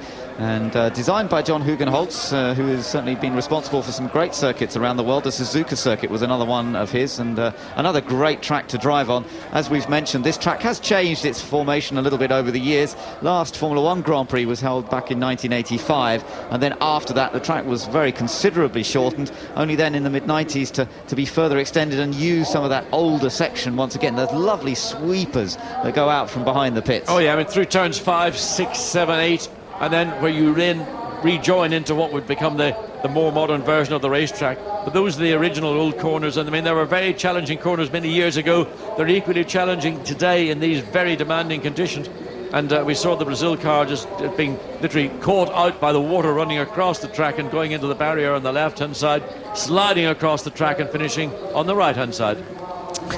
Well, even on the grid, people are managing to produce a smile as we try and get ready for this race. We saw Portugal a moment ago. It is Filipe Albuquerque driving for Team Portugal once again. He did the latter part of last season and impressed us considerably. Scored a couple of podium finishes at Shanghai and also had a podium finish in South Africa. But there's the American car, and that is Charlie Kimball. Big story, of course, this weekend is that Andretti Green Racing are now involved in the running of an A1GP car, and Michael Andretti's here this weekend as well. Well, I think it's an enormous coup for A1GP to draw in a team like Andretti Green. Michael was here yesterday explaining why they've decided to take an entry on behalf of North America of this series.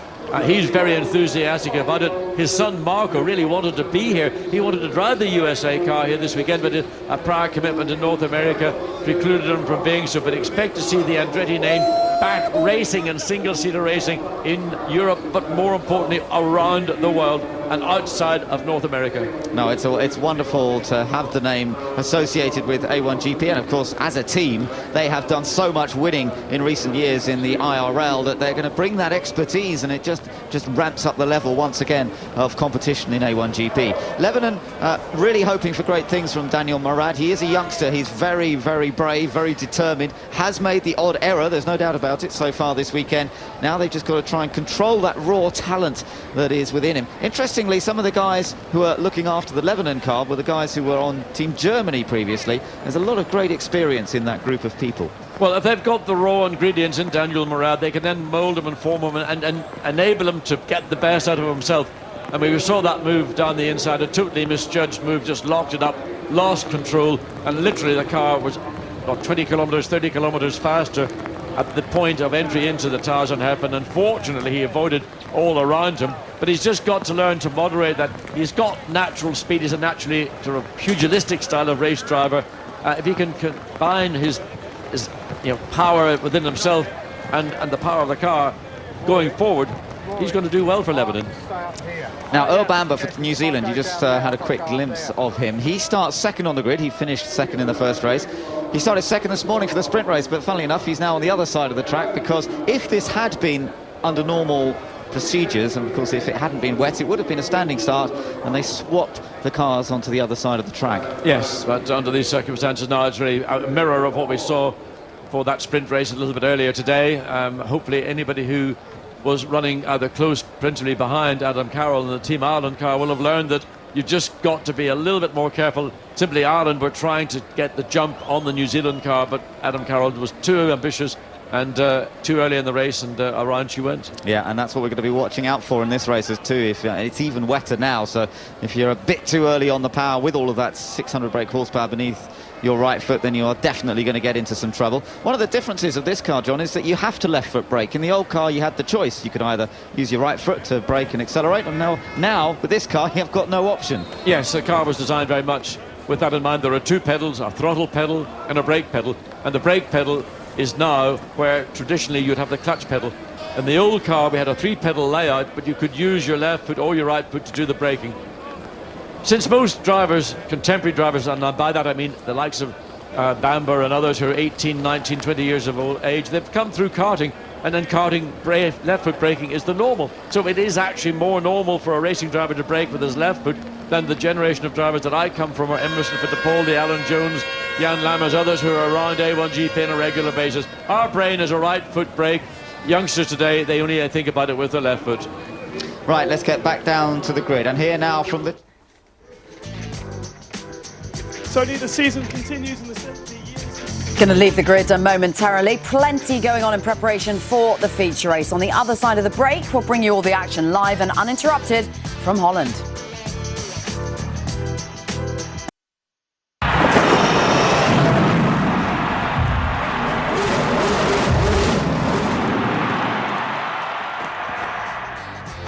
It has taken a logistical feat to get A1GP here in Zandvoort this weekend. Even the Dutch Air Force have given their approval to the weekend's racing action. 50,000 fans turned out despite the bad weather today, littering the sand dunes, giving their approval to A1GP's showing here for the third time in the series. Team Netherlands could only manage a 4th place finish in the sprint. Can they improve on that this time around? On pole for the feature, Team Malaysia, New Zealand start in 2nd, France in 3rd. Those brave fans. Zandvoort, Holland, all set for the first feature race. Let's hand you over to John Watson and Ben Edwards. The first event of Season 4 of A1GP World Cup of Motorsport. The first event for the all-new A1 car, powered by Ferrari. And here we are on the coast of the Netherlands. A rather wet and windy coastal seaside resort of Zandvoort, but it always provides us with some action here, there's no doubt. And we're going to be looking now towards the feature race, the longer race, 40 laps or just over an hour, depending which comes first. Let's take a look at how the grid lines up, and it is as they finished that earlier sprint race here this morning, and that means that Team Malaysia, Faraz Fauzi's on pole. For Faraz, it's his first ever pole position in A1GP, and alongside him, the impressive young teenager from New Zealand, Earl Bamber, guiding the Black Beauty. On the second row, the experienced Loic Duval, and lots of experience too from Jeroen Bleekemolen. Neil Yarni's in there behind them, so's Adrian Zaub, with Italy and USA, Charlie Kimball driving the American car. Portugal and Lebanon next up, followed by Australia and China. Watch out for China, fast in the first race. Brazil and Indonesia, Ireland and Monaco, they're back on row 8, and Korea brings up the back of the grid. Ireland therefore with lots to do, John, but as we've said, Adam Carroll is a potential winner, and we'll have to see what he does.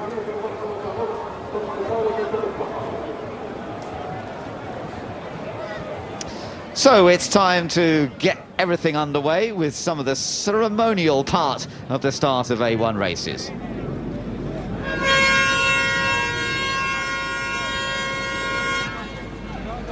Drie minuten te gaan. Wilhelmus van Nassau ben ik van Duitsen bloed.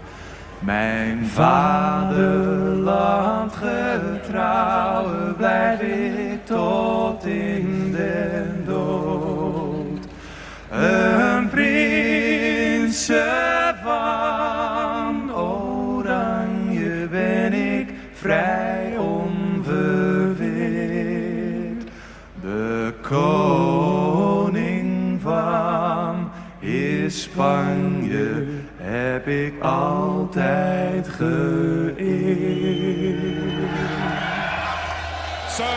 So Dutch duo Nick and Simon singing the national anthem, and the orange flags are flying as ever here.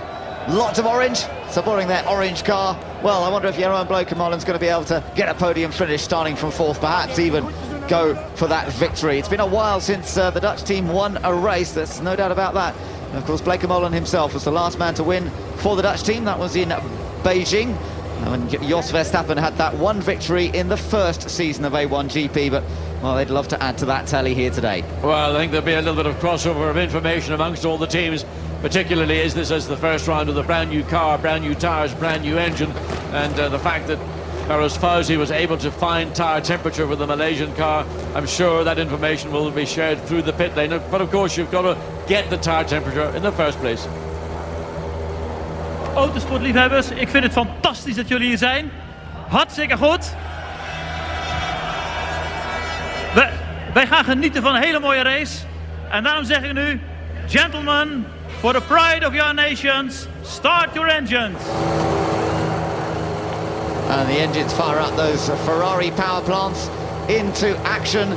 And it's all a question of now trying to guide that 600 brake horsepower smoothly onto a very, very wet Zandvoort circuit. Now remember, we are starting behind the safety car, and as in the sprint race, as soon as they take off behind the safety car, the laps actually begin to tick away, the clock begins to tick. The race effectively does begin, but they're not allowed to overtake each other. They have to retain grid formation.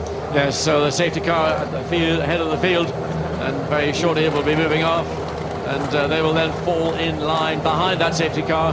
When the safety car puts the lights out, peels off, then the racing will get underway, but you're not allowed to pass until you go past where the start line gantry is. Everybody out there will be looking to see where the worst of the standing water is, trying to pick a line that might work once the safety car releases them. Away we go then, once again, the race starts under safety car, and the guys all just launching themselves off the line, getting a bit of a feel, trying to get some heat into these wet tyres. That is the challenge, particularly when you're going this slowly. You can't really develop any meaningful heat. No, you won't, and all you'll do is sit behind the safety car. And I mean, the pace, even a high-performance car like the Ferrari 599 Berlinetta, the pace it will take the cars out is so far below the natural racing pace of these cars.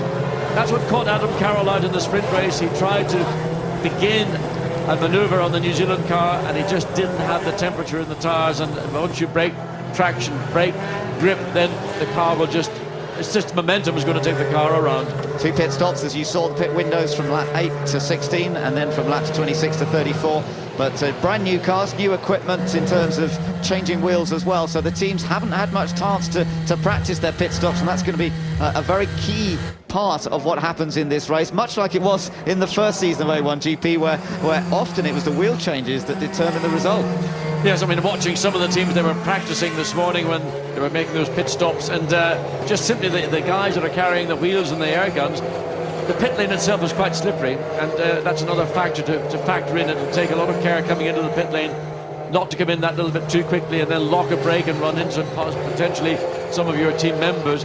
And also for the team members, when they're running around the car, they don't have the same level of grip that they have in the drive when they're doing it in the wet. Absolutely right. Just ticking the cars off as they go around the track. We are missing Brazil, and I did think that was likely that Brazil were not going to be able to make the start of this race. I don't think we'll see them starting from the pit lane either. That accident that they had earlier, I think it was a pretty big impact. Yeah, I mean, the hit on the left-hand side of the corner, that was at the top of turn 7, and there's a big impact, and then you can see the car just was deflected straight across the racetrack and ended up on the inside of turn 8, somewhat 200 metres from the point of the initial accident. So clearly more damage than was first thought to the Brazilian car. Great shame, but all the other cars that were damaged earlier on are back out, I'm pleased to say. So Monaco on circuit, but starting down in 15th, Ireland down in 14th place. China, it turned out they'd only damaged the rear wing end plate after that fairly dramatic spin onto the start-finish straight. Well, that actually was a pretty good result, because spinning coming off turn 16 inevitably results in you going across track and having heavy contact with the barrier on the inside of the corner. So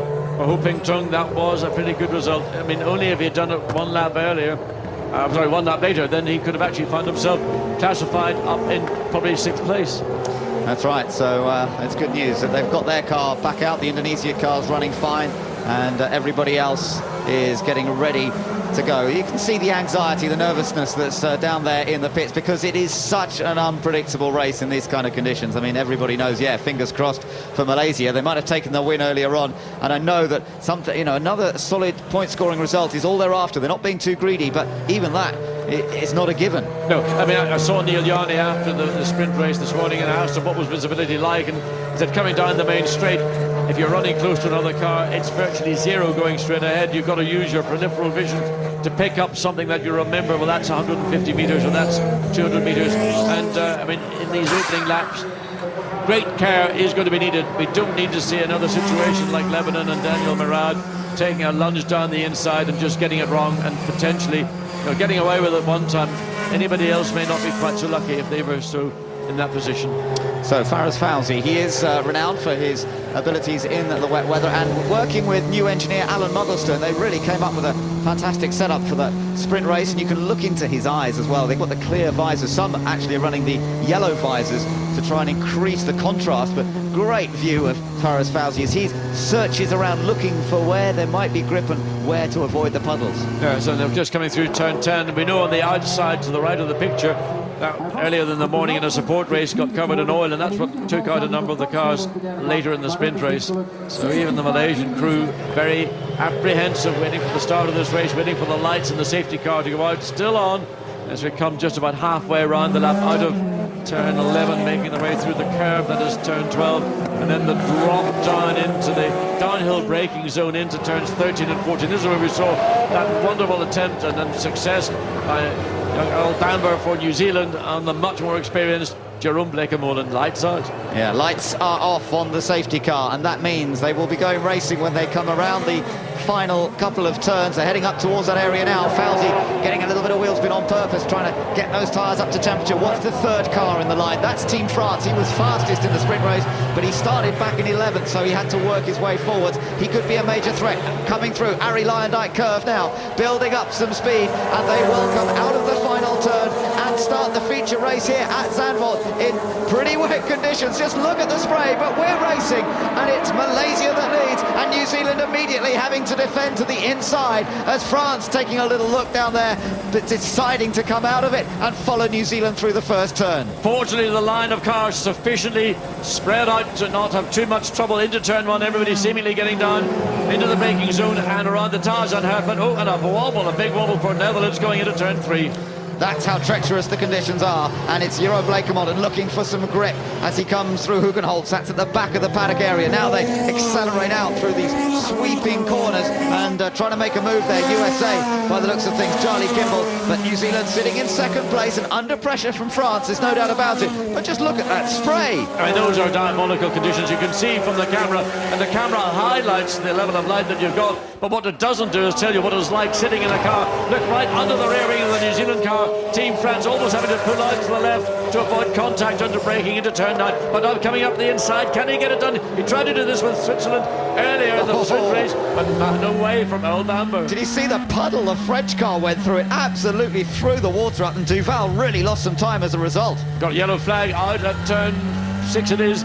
So somebody may have gone off at turn 6 on the way out into the country. So Duval lost time as a result of that. Look at them power boating their way around this track. Bleekemolen now into, well, I'd say the slipstream, but it's just into a water shower more than anything else. Switzerland following, then South Africa behind, then Italy, and then Lebanon chasing. Portugal in the green and red colours. China follow through. Ireland there has got past Australia and gained some places. Monaco coming through, and then the others towards the back with Korea there. Just taking a look back.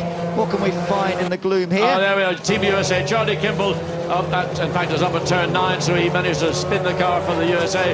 The entire field comes by. He's looking into their eyes. They're looking into his. He's got to wait. And Michael Andretti, well, that'll be disappointment for Michael, waiting in the pits to see maybe something a little bit better than the 8th place finish that they got in the sprint race. I think France has got past New Zealand. Yes, France has taken second place now. So up into second place, Loic Duval. Now, can he go chasing after Malaysia? We saw how quick he was. Ireland, meanwhile, trying to get past China. Adam Carroll in the Irish car on the inside. The green colour scheme shining through this murk. Oh, and Hope Pinto's lost it for the second time today. And that's up at, again, turn 3, and just illustrates how slippery it is. Didn't appear to do anything wrong, but just going into the corner, turning the wheel, probably still on the brakes, and the imbalance in the car just saw him slide round. Now we're going to have a localised yellow for sure, but whether he can keep the car going, whether he got his fingers onto the hand clutch. This car has got no clutch pedal. You've got to grab the 2 clutch levers, one on either side of the steering wheel, and I don't think that's the case. I think Ho Peng Tong has lost the engine.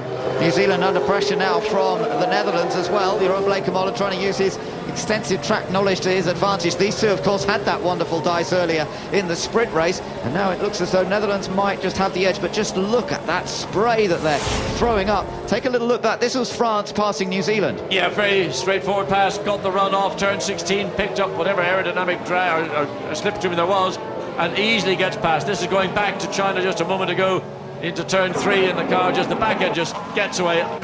Probably just that little bit too quick on the point of turning in, and Ireland find themselves the beneficiaries, and they are now up to 11th place. China rejoins, at least he's back into the race, and I tell you what, as long as you can stay on the lead lap in this kind of conditions, you could still produce a result out of nowhere. The important thing is to keep going. Meanwhile, France definitely getting closer to Malaysia. Malaysia leading, Faraz Fawzi with a little bit of an advantage, but France getting closer. He was closer by 1.4 seconds. Netherlands round the outside of New Zealand, and that's for third, and Jeroen Bleekemolen gets New Zealand back from what happened earlier on, and there's some response from the crowd who have sat here in pouring rain waiting to see what will happen, and now Bleekemolen is producing some smiles again. Well, the Netherlands team very happy. Robert Doornbos is here for the Netherlands team, and he is looking forward to getting his outing, which we understand may well take place in China in 1 month's time. But look, Jeroen Bleekemolen able to do something which he couldn't do in similar conditions in the sprint race. That's attack, and he's right now attacking. He's looking to find a way to close down the gap to France in second place. Still the quickest car on the racetrack, but this lap from the Netherlands may well be the quickest lap with 36 to go. Well, you've got to judge how hard to attack. Yes, Switzerland in very early. Now, what's going on here? There must be a problem for Neil Jarni. Has he had an incident? Has there something else gone wrong? He pulls into the pit box. They weren't expecting him, of course, at this early stage in the race. Taking a quick look around, there's a shake of the head from Neil. Oh, it's not looking good for the reigning title holders. And off is Ireland! Again, John, Ireland in trouble. And this time they're not going to get out of the gravel, and Adam Carroll is beached, and that car will have to be pulled clear by, and what a disappointment. Ireland put so much into this, so confident and optimistic when they came here. They thought they could get at least one win, and didn't even start in effect the sprint race, and now within the space of 4 laps are out in effect of the feature race. France looking good, still in second place. Any work going on around the Swiss car? Not that I can see. They're going to fire it up and try and send him out again. Let's see whether they're going to continue. Looks as though he's got problems changing gear or something. I think water in the electronics could easily be one of the functions.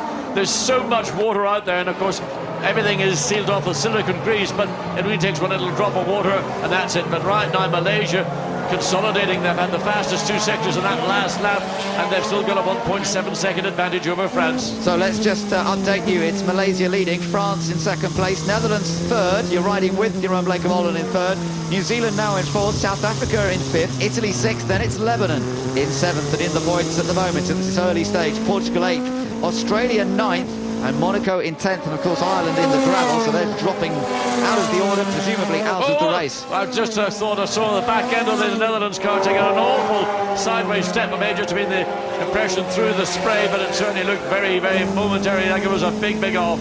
Well, he's kept control for the moment as they get that Irish car out of the way under yellows down there as the cars stream past. There's Earl Bamber driving for New Zealand. So far, so good from the youngster, and he made one mistake in practice. He lost control of the car down into the first corner, but no sign of that so far in these wet conditions. On board the race leader, and he is utterly focused. Listen up to the engine as well. Down the gears, of course, the paddle shift, making a sequential gearbox, making things easier in these conditions. Less danger of locking up.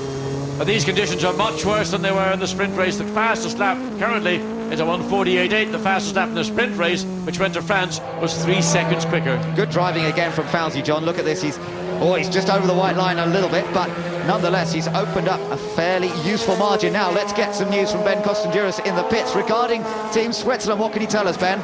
Yeah, he's been sitting in the pits now for about a lap, just trying to find some gears. Just can't get any gears, can't select any.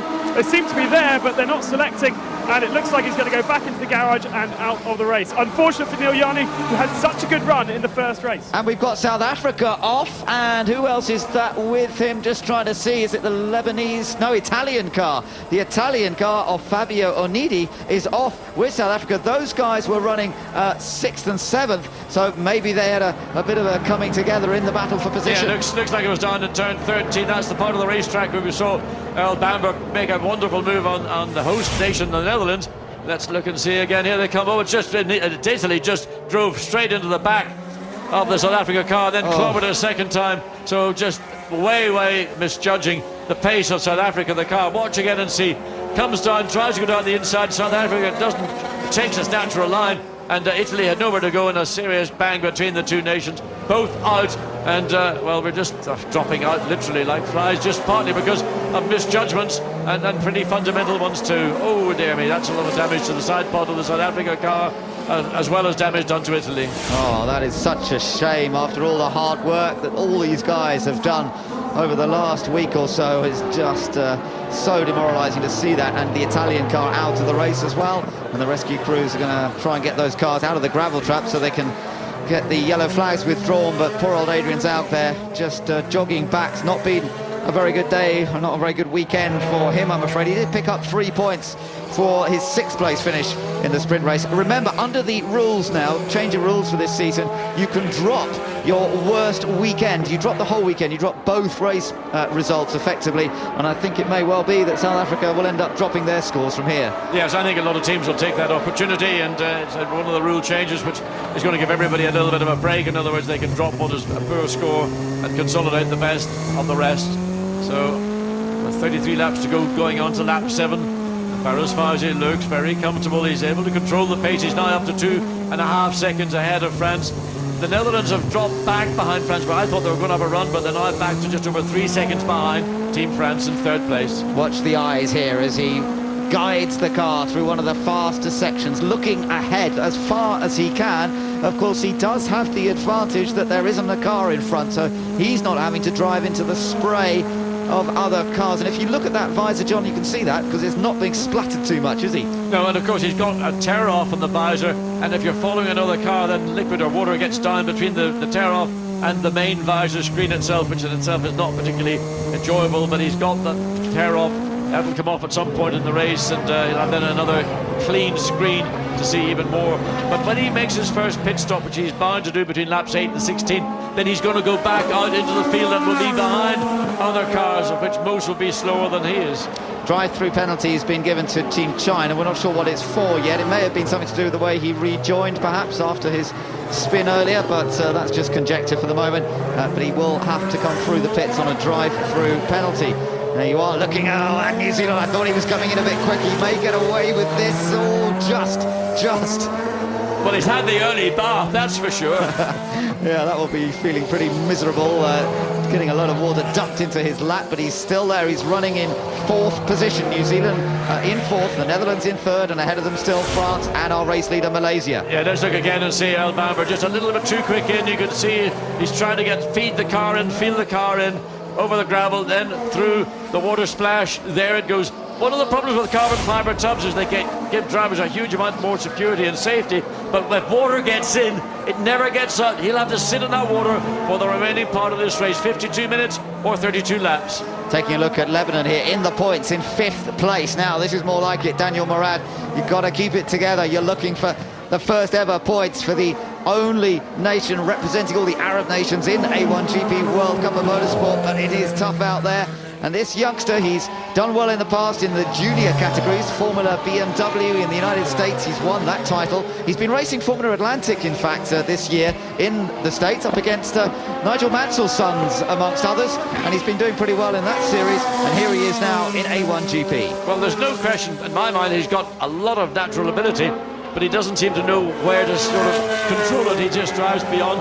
There's another driver running directly behind Portugal, Philippe Albuquerque, somebody who also only got his car literally at the last knockings on Friday night. And Philippe Albuquerque was one of those drivers we were very impressed with as he came into A1GP to conclude the 3rd series. First pit window is open. I wonder whether we'll see people come in early. Looks like Australia are going to come in early, and they are often the fastest of the guys in the pits. They have a very well-drilled crew, and they're very quick with their pit stops. But Australia at the moment running in 7th place. They are behind this group that we're looking at, Lebanon, Portugal, but in the background, about 9 seconds back actually, is Team Australia. I just wonder the wisdom of coming in early.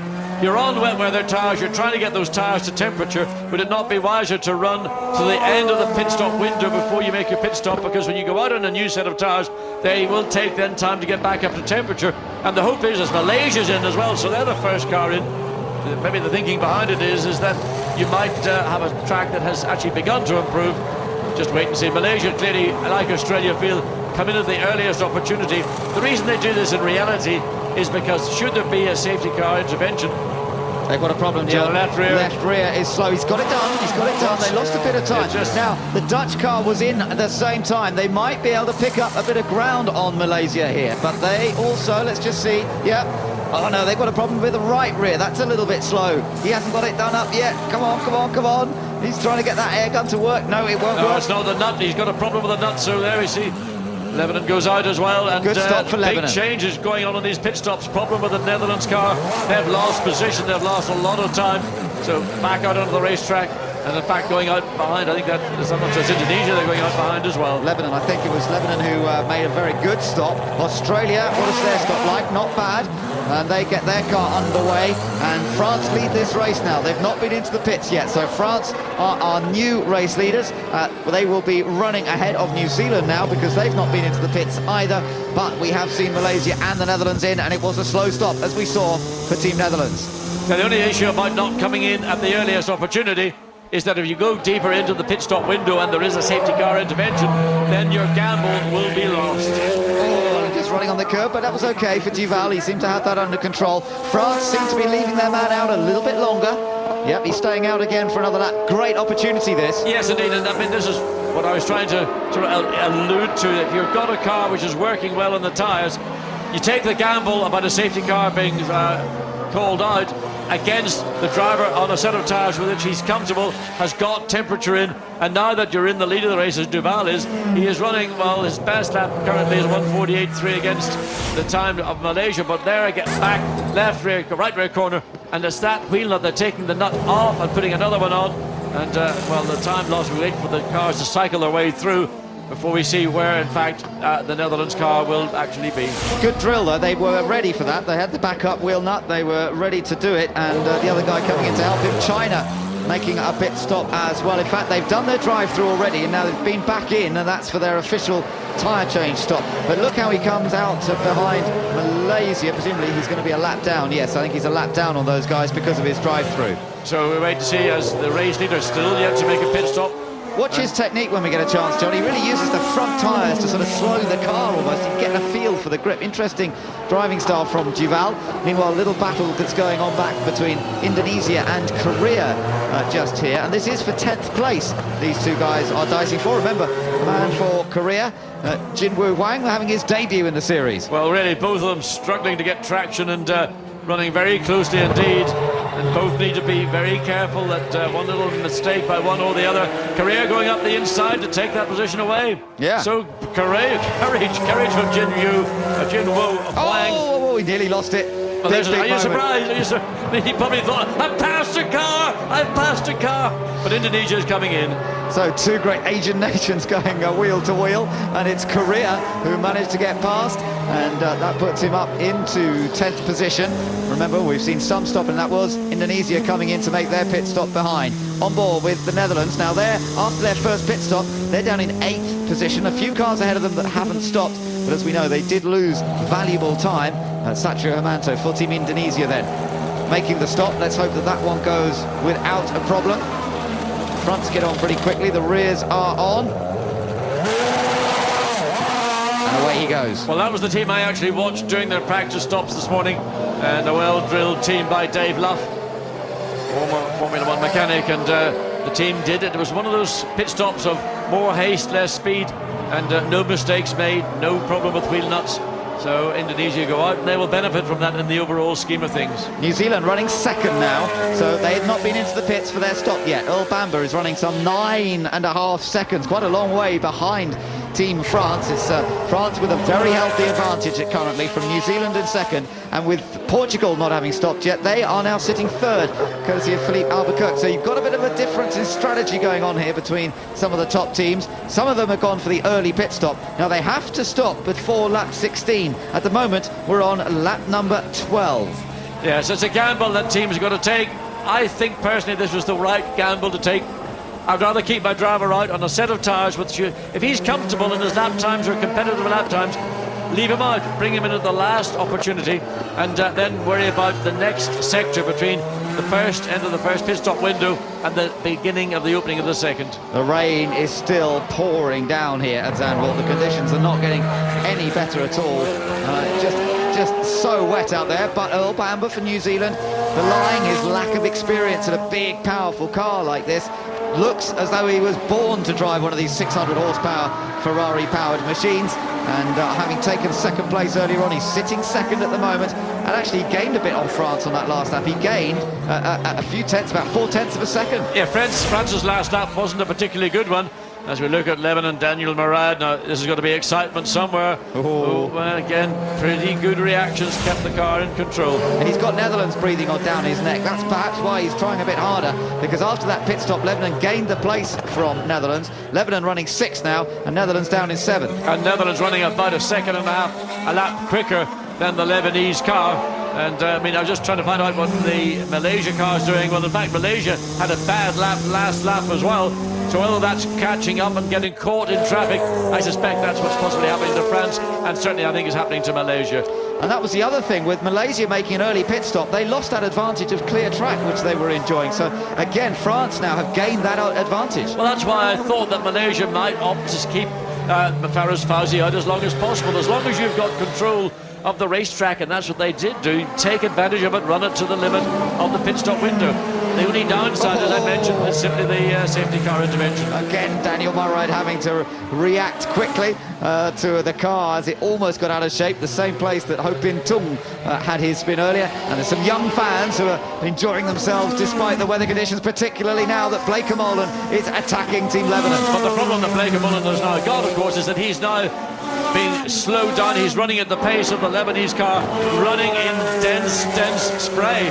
So his momentum has gone. The momentum that carried him all the way up to the rear of the Lebanese car, that's been lost. All he can hopefully do is put a pressure onto Lebanon, put his car in the mirrors as best you can. And frankly, I doubt Daniel Murad's paying too much attention, but Murad slow through turn 10. This is a chance for Netherlands to get up, to try and go the long way around turn 11. And, well, doesn't seem to be showing cuts, makes the cut back, tries to cut down the inside.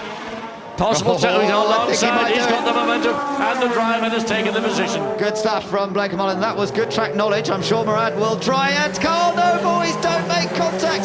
You don't need to be doing that. And they just about get away with it. I just wonder, I mean, is track awareness, car awareness, or just simply does he get a big red mist? I think he might just get a big red mist. Well, he didn't need to really fight back like that at that point, because otherwise he's in danger of losing what could be a tremendous result. He's still well placed here. Let's take a look at it. Yeah, again, Netherlands car got the advantage out of turn 11. Murad stuck his car down the inside, almost into locking wheels. Fortunately, no damage that we can see, but it just shows you the momentum and the spirit that he has, this young driver from the Lebanon or Lebanese background, and prepared to go wheel to wheel and stick it down the outside of turn 13. So the two of them get away with it. Netherlands up into 6th position now, having made their pit stop, but they're still behind USA. So USA also gained on Netherlands in that last round of pit stops because they had that problem with the rear wheel. And Charlie Kimball's the next one that he's got to try and get past. Just looking a bit further around the racetrack, France has got a 23.5 second advantage over Malaysia, who did dominate the early part of this race. There we see Loic Duval. He's got 3 laps at the end of this lap to make his pit stop. Is he going to come in? No, it is. France are coming in. So 23.8 seconds was the advantage when they went across the line the last time. Can he come into the pit stop, make the wheel and tire change, and get back out before this driver? This is the car really that may well be in contention to take back the lead of this feature race. Absolutely, this is the one he's racing against. They had the lead before the pit stop, and into the pits right now. France run out from the pit garage. They have to stay in the pit garage until the car comes to a complete halt. Then they go to work. The limited number of people that are allowed to work on the car. Wheel rolling out into the centre of the pit lane. Yeah, that's not good news. They've got to try and get that under control. Looking good, looking good.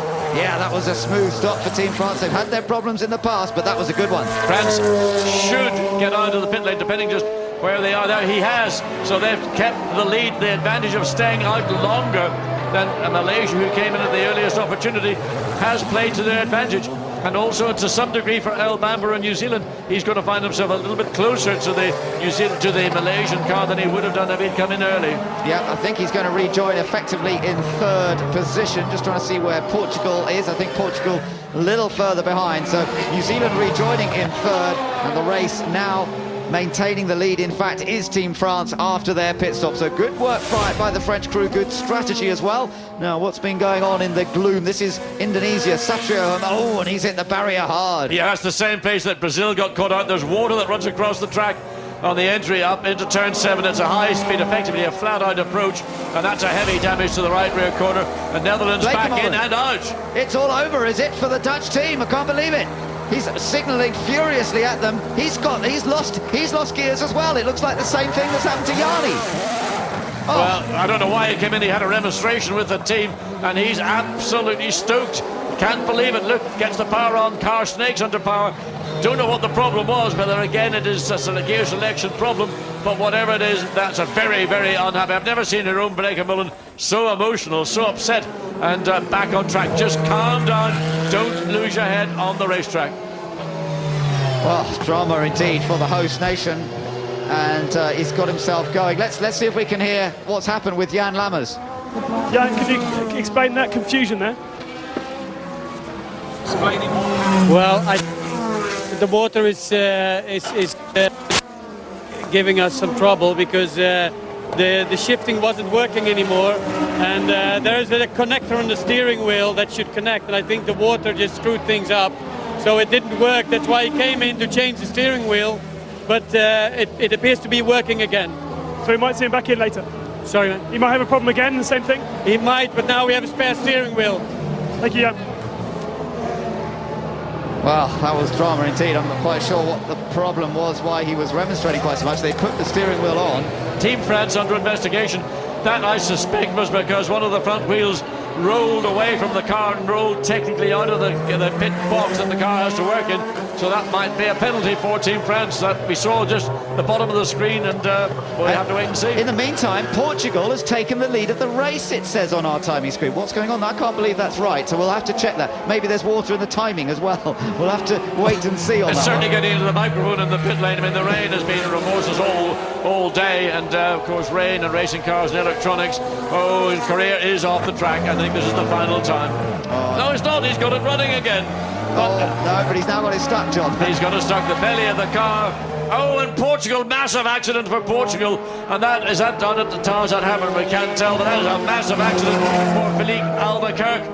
Well, whereabouts on the racetrack, we wait to see where it is. No, it's a faster section, isn't it? Out the back, isn't it? Coming down into Skyback, isn't it? After the sweepers. I mean, it looks like it. Yes, let's look into it. Again, it is again. Oh, that was a big, heavy impact again, slamming into the barrier on the outside of the racetrack. And again, the rivulet of water that's now a major stream, if not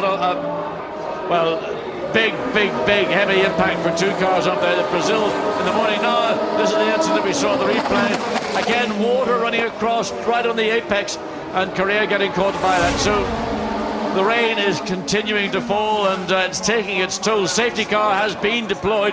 Two cars, the Portuguese car, heavy impact up at the exit of turn 7. And we're waiting to see now get this Korean car towed to safety, but looks is okay. Philippe Albuquerque, but he'll be sorted out. That was a severe impact on the right rear corner of the car. Oh, desperately disappointing for Team Portugal. They've been one of those really burning the midnight oil to get that car prepared. Safety car on standby, and I think it will be coming out to try and pick up race leader Team France. It is France that still leads this race. Malaysia running in second. Of course, this will bring them all close together once again. New Zealand in third, and Lebanon now, John, running in fourth place. So that's something to watch out for. Well, just that waved yellow flag up at turn 7. I hope everybody takes great attention, because there's vehicles up there. There's a crane to pull that car to safety. There's trucks again in turn 10. That flood that was on the apex is now extending its way sort of out into the middle of the racetrack. Loic Duval tippy-toes his way around. He wants to maintain that sort of pace. He said he's got a rhythm going, and it's important not to let that rhythm drop off, because if you drop off the rhythm, you'll lose concentration. But more importantly, you'll probably lose whatever tire temperature you've got. But look at the rain as you come down. Again, floods now on the inside of 13, having to go wide on the exit of 14 to try and find some grip somewhere around this track. Yeah, the weather conditions have just been appalling. I mean, the rain has been coming down heavily for several hours now, and you can see again he does that on purpose. Interesting, he loves using that curb on the outside. Well, if he can make it work for him, that's fine, as long as he goes on to it with the car parallel to the racetrack, parallel to the gravel trap on the outside, he'll be fine. Safety car sees that, or hears that the leader is on the main straight and is ordered to get out there and lead them around. So we're under safety car conditions with 23 laps to go, and let's just quickly update you on the positions as they stand. It's France leading. Malaysia have crossed the line in 2nd place, waiting for New Zealand now to cross the line in 3rd. Lebanon's running 4th. Australia is running 5th now for John Martin. 6th place for USA. They're getting the Korean car back underway. And by the way, let's get down to the pits and hear now from Neil Yarney. So Neil, what happened to you? At a good start, I think was good, looking good for a good race, but then I lost my gears, upshift. I just couldn't upshift anymore. What are the conditions out there? How difficult is it? I didn't get the whole question. How are the conditions out there? How difficult is it? It's very wet. It's unbelievably wet. A lot of aquaplaning. The visibility on the start was like 0. I was just watching the wall on the right side and checking where could I brake, but I couldn't see nothing. So, well, as soon as everything got a bit out of each other, it was better. Thank you. A disappointed Neil Yarney, and the defence of the title has not started particularly well here for Team Switzerland, and we're yet to see a nation successfully defend an A1 title. Yeah, you can see the water running across the racetrack. That's what caught on Philippe Albuquerque coming up to the top of turn 7. Then you have that drop down, and again more rivulets of water running across. And it's what's making it so difficult for drivers, because they go through one lap and it's drivable, it's acceptable. The next time through, they're getting caught out by the fact that just that much more water is running across the track. Now, we've got 23 laps to go, but we've only got just under 34 minutes of this race remaining, and we're not going to see this race go the full distance of 40 laps. And we don't know how long we're going to see the safety car out on track. They're certainly going to draw the field all back together, and that's going to give people like Farouz Fawzi in Malaysia, El Bamber and New Zealand, and also there the China car that's running a bit further down the field, so it's in 9th place, yes. Yeah. So the field will be drawn together. We don't know how long the safety car will remain. It will be there, no doubt, until the race director is satisfied the circuit is in a condition fit to go motor racing with again. And the problems that everybody faced at the start of this race when we had that standing or that rolling start, well, once again, everybody behind Team France is now going to have to contend with a lack of visibility.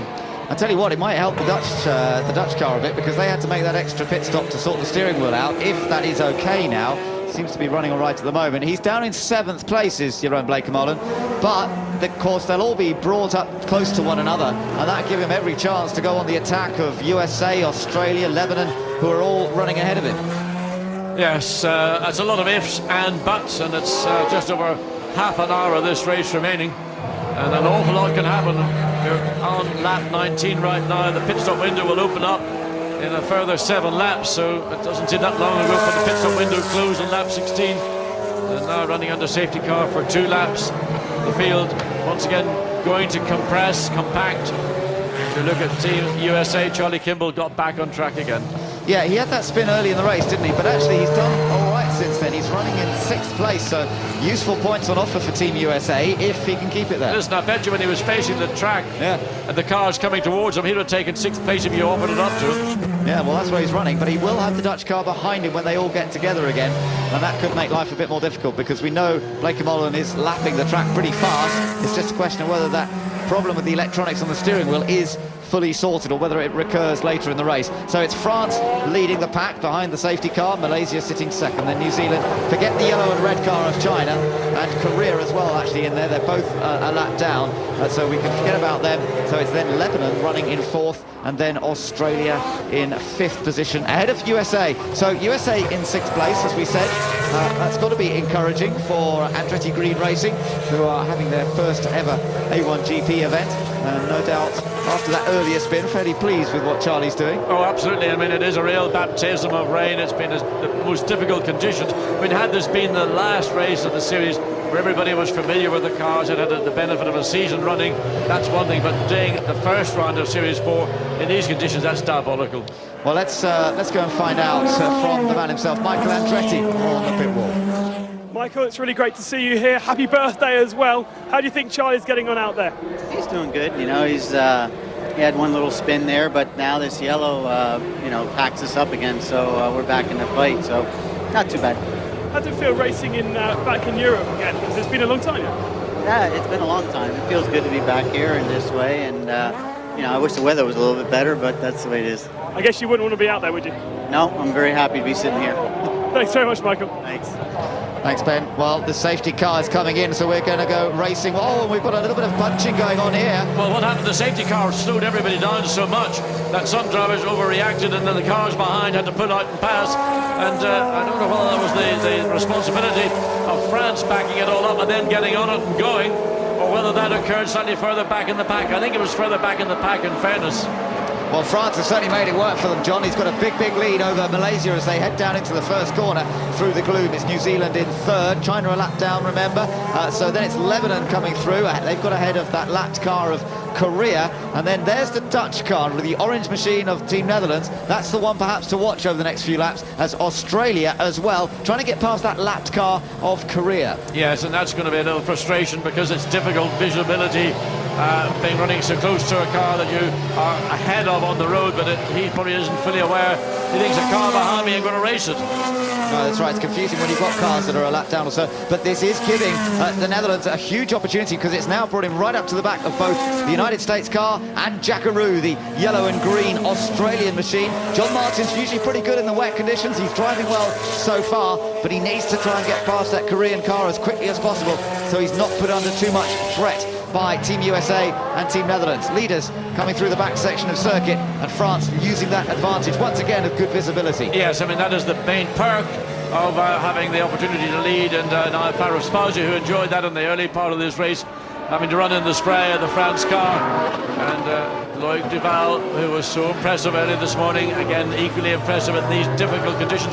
Earl Bamber, you have to say, really in many respects has been the star of the weekend for me, showing great maturity from somebody only 18 years of age. And the Dutch car has got ahead of USA. They've both got past Korea, as has Australia. So one place gained by the Netherlands there. That puts him into 6th. Yeah, but Jerome Blake-Mullen almost making a meal of it down in 13 and 14, almost allowing Charlie Kimball for the USA to get back and take that position back again.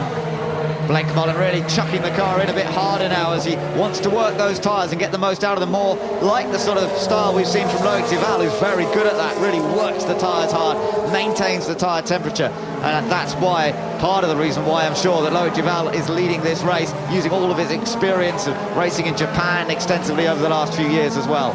1.9 seconds on that last lap. That was the speed advantage that France had over Malaysia in second place. Let's look again and see how those overtakes took place. The orange car of the Netherlands going the wrong way around, cuts back. Oh, there Charlie Kimball almost loses the back of the USA car, and that was the momentum that gave the opportunity to the Netherlands to sweep by, and a nice easy sweep pass for Jerome Blake-Mullen. So now Blake-Mullen is trying to get past Australia. There you see the two cars. John Martin driving for Team Australia. Had a good result here, Australia, a couple of years ago when Ryan Briscoe actually beat the Dutch car in the very last lap of the race. So we've seen a contest between these two here at Zandvoort in the past, and now it's on again, but this time it's for 5th place. And all around the quicker parts of this racetrack, you've just got to keep your station. It's going to be coming into corners like turn 10, though, with the water on the apex of the corner. Everybody very cautious. Here into turn 11, we've seen that's been a popular overtaking pace on the circuit. There you can see the lighter part of the tarmac. That gives some people grip, other people stay wide of it, seeking the grip that is available on the outside of the corner. Yeah, and it looked like Charlie or Kimball there when he had a problem. Obviously he found the grip initially, but when the track changed surface again, suddenly the car broke away from him. Oh yes, you've got to remember Kimball again oversteering in the first part of this complex of turns 13 to 14. That's Monaco. Yes, little drive over Clivio Piccioni. We haven't seen very much of the Monaco car. Slides the car under power on the exit of turn 14 in frustration, I suspect. Yeah, he's running in 8th place, so of course that yellow has certainly helped him as well. It's caught him up to that particular group. He was in trouble in the first part of the race, so that's why he dropped back, but got a lot of experience as Piccioni, and she's shown some good form in wet conditions in the past, so let's just keep an eye on him as well. But no doubt John Martin's done a couple of good laps there. He's managed to ease away from the Dutch car of Blake-Mullen, and Blake-Mullen hasn't made the sort of progress I thought that yellow flag might allow him to. They're not far behind Lebanon, still running in 4th place, but remember it's still France leading this race with 19 laps to go, and we're about 3 laps away from the pit lane opening up again. Yeah, they're going to be opening up on lap 26, so we're now on lap 22. But the problem that Jerome Blake-Mullen has is the same old chestnut. You've got your momentum when you're driving on your own. When you catch up to another car, then you lose it and you get caught, you get trapped in the spray of the car. If you haven't timed it or worked it out as to the best possible place for you, then that's how you go. So sometimes fall back again, then take another charge up and try and time your strengths against the point of the track that the car you're overtaking is at its weakest. Cliffy Piccioni there, and we can get some news on Team Monaco. Actually, you can see there's some damage on that car. Let's get some news from Ben in the pit lane. Yeah, exactly right, Ben. Damage to the Monaco car, the front wing on the right-hand side. The end plate that actually creates the downforce is missing, so he's going to be struggling with that car. The front end won't dig in as much as he will want in these wet conditions where you'd run maximum downforce. And unfortunately, we can't replace it either, so he's going to have to stick with that for the rest of the race. Monaco just discussing about what they're going to do next. Okay, thank you for that. When the pit lane opens, I would imagine he'd be one of the first ones to come in. Yeah, I think the race stewards and race director will be looking at that as well, wondering is that potentially a hazardous situation. That would just be fly off. Would it get into the path of an oncoming car, or what would it do? But we are within almost just over a lap now for the pit lane window beginning to open up. So they may just let him stay out and hope that it stays on the car. Meanwhile, France leading the race and Malaysia both going quickly at the moment. France has just set a new fastest lap, but Malaysia not far behind, a couple of tenths of a second slower, and both of them much quicker than anyone else. Yeah, I mean, they're running now in the middle of 147, so everybody else is running probably in the high to middle 149. So these two drivers at a different level. And even Earl Bamber, who's really been running with this group of leading cars, dropping back by about, just under 2 seconds a lap. Here we are with Loic Duval then, the race leader. Just watch his style, watch how he turns into the corners. Yeah, he makes a very sharp, abrupt turn, gets the front wheels actually sliding, but he still is able to get the car to turn. Primarily he keeps the back of the car, I was going to say keeps the back of the car stable. There you saw on 11, a little bit of a fidget from the rear tyres, just wanting to get away, brake traction, but he has got that sort of style in the wet, where he turns the wheels in those corners certainly quicker than we're seeing from others. Yes, that's right. Depends on the corner, depends on the speed of the corner there. Turns in quite hard behind him. Here we are on board with Fares Fawzi. Good contest this between the two of them in absolutely treacherous conditions. Again, look at the eyes as he glances down at the steering wheel to see what the instruments are recording. There's Lebanon running very strongly in fourth, but Australia not far behind, as you could see there. So at the moment, Daniel Morad is holding fourth, but John Martin's catching. Yeah, Daniel Morad had a poor lap on the previous lap. He was basically 1.5 seconds slower on that. That may have been a driving error. It may have been just simply that he's not able to maintain the pace that John Martin behind, but John Martin will know from the pit board, because he probably really cannot see the car ahead of him. He doesn't know whether that's a lap car or whether that's a car he's in competition with. He'll rely on the information from the pit board and also from the two-way radio.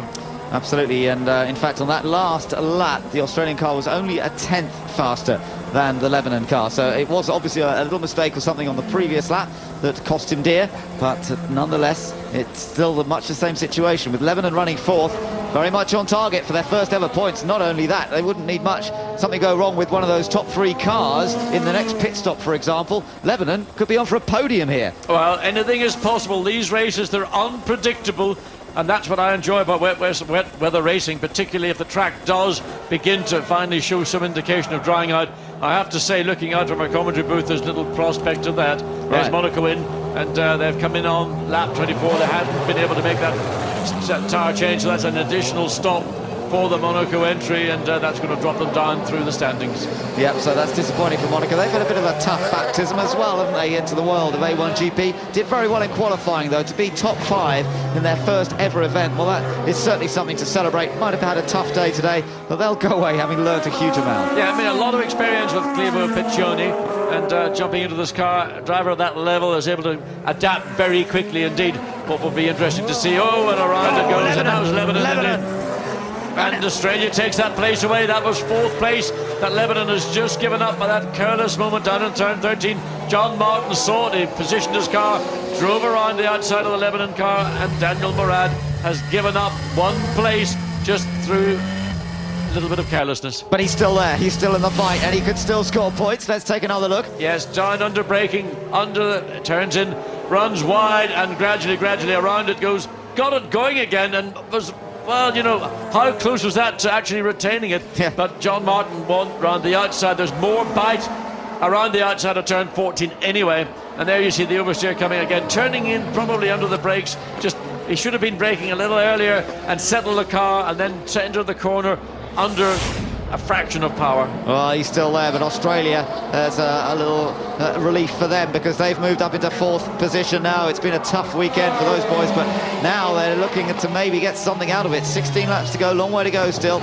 But remember, those good pit stops that they can deliver, that might help them move up a bit further. Team USA, meanwhile, here running in 7th place. Yeah, there's a bit of a change because the Netherlands were showing in the last lap of being ahead of the USA. Now the positions on the track are actually reversed. So that was at the end of lap 24. We don't know whether that was an overtake or we just the timing and scoring has yet to catch up. No, I think he has been past. It looks like maybe the Dutch car had a problem on the last lap, or maybe Blake Mullen had a mishap because he's, I think, dropped. It would have happened in the Tarzan hairpin or between Tarzan and all the way up to the Hugenholz corner. So short space of track that what was on the 24th lap position was different as they came out of Hugenholz. There it is. Well, it was a straightforward pass. I think that was a problem for the Netherlands. I think they may well have been struggling a little bit with what they struggled with earlier when they had to make a pit stop and change the steering wheel. Yeah, quite possibly maybe a gear change problem again. And look how quickly USA has opened up a bit of a gap there. There is a steering wheel being prepared. There's a spare steering wheel ready for the Dutch car when he makes his pit stop. And of course now with 25 laps completed, there's just one more lap to go before they can start making their pit stops. About 15 laps to go, 19 minutes remaining. So again, it's either going to be a timed race plus a lap. I doubt we're going to see 15 laps of this race completed. You can really hear there, he's in a high gear by the sound of it. It was very low revving. I mean, this engine has massive amount of torque, but even so, he needs a few more gears there, I think. Well, you don't want 600 horsepower in these conditions. You're with the engine running up towards its maximum RPM. You want to put it into a higher gear and use that torque and use the smoothness of that Ferrari engine to pull you through the corner without an abrupt snap of traction at the rear of the car. I'm sure he's struggling for gears. That's what it's about. He's not got the range of gears that he would normally have, and that's dropped him down then to 7th position now. France still lead this race, remember. We've got 15 laps to go. Malaysia running second, some 6 3/4 of a second behind. Then it's New Zealand in 3rd, Australia now in 4th, Lebanon in 5th place, United States in 6th, Netherlands in 7th, and Monaco still running in 8th. And look at the stream of water, especially coming up through turns 5, 6, up the top of the hill, that's turn 7, then dropping down. I mean, there's a huge amount of standing water at what is one of the quickest parts of the racetrack. Yeah, so Blake Mullen fighting the water, fighting a car that's not running quite as well as it should be. Now, we've got some radio from on board that car. This was just a moment ago. Let's listen. Roads like this, I can't do a lot. I mean, it's stuck in 5th or 4th the whole time. Well, there we go. Confirmation. Stuck in 5th or 4th all the time, he said. Yes, it is a big handicap.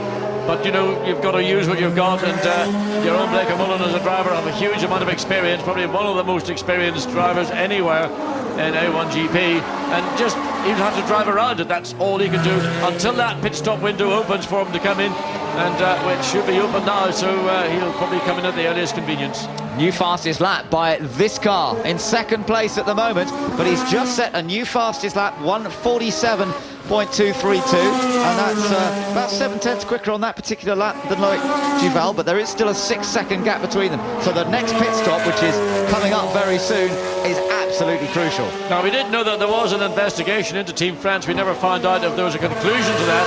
I suspect that was due to the pit stop when one of the front wheels ran away from the pit garage, the pit box. We wait to see whether there will be any action taken on that. But is that the gap? Was that the France car just going into turn 11? It could well be that the pace that Farouz Fawzi now is, once again, as we saw in that sprint race, beginning to close down the race leader. Perhaps. I think France is a little further. Well, there it is. No, it was the France car. There's Malaysia behind it. It is the France car I saw going into turn 11. That gap is down to, I would say, under the 6 seconds it was 1 lap ago when they came through to complete what would have been their 26th lap. Yeah, in fact, looking at the sectors, it's down to 5 seconds now, so he's gained a second on that last lap. And it did look as though the crew's getting ready for him to come in, doesn't it? So we'll see if he comes in this time. Track conditions, I would say, are fractionally better than they've been in some parts of the track, and particularly here coming on to the start-finish straight.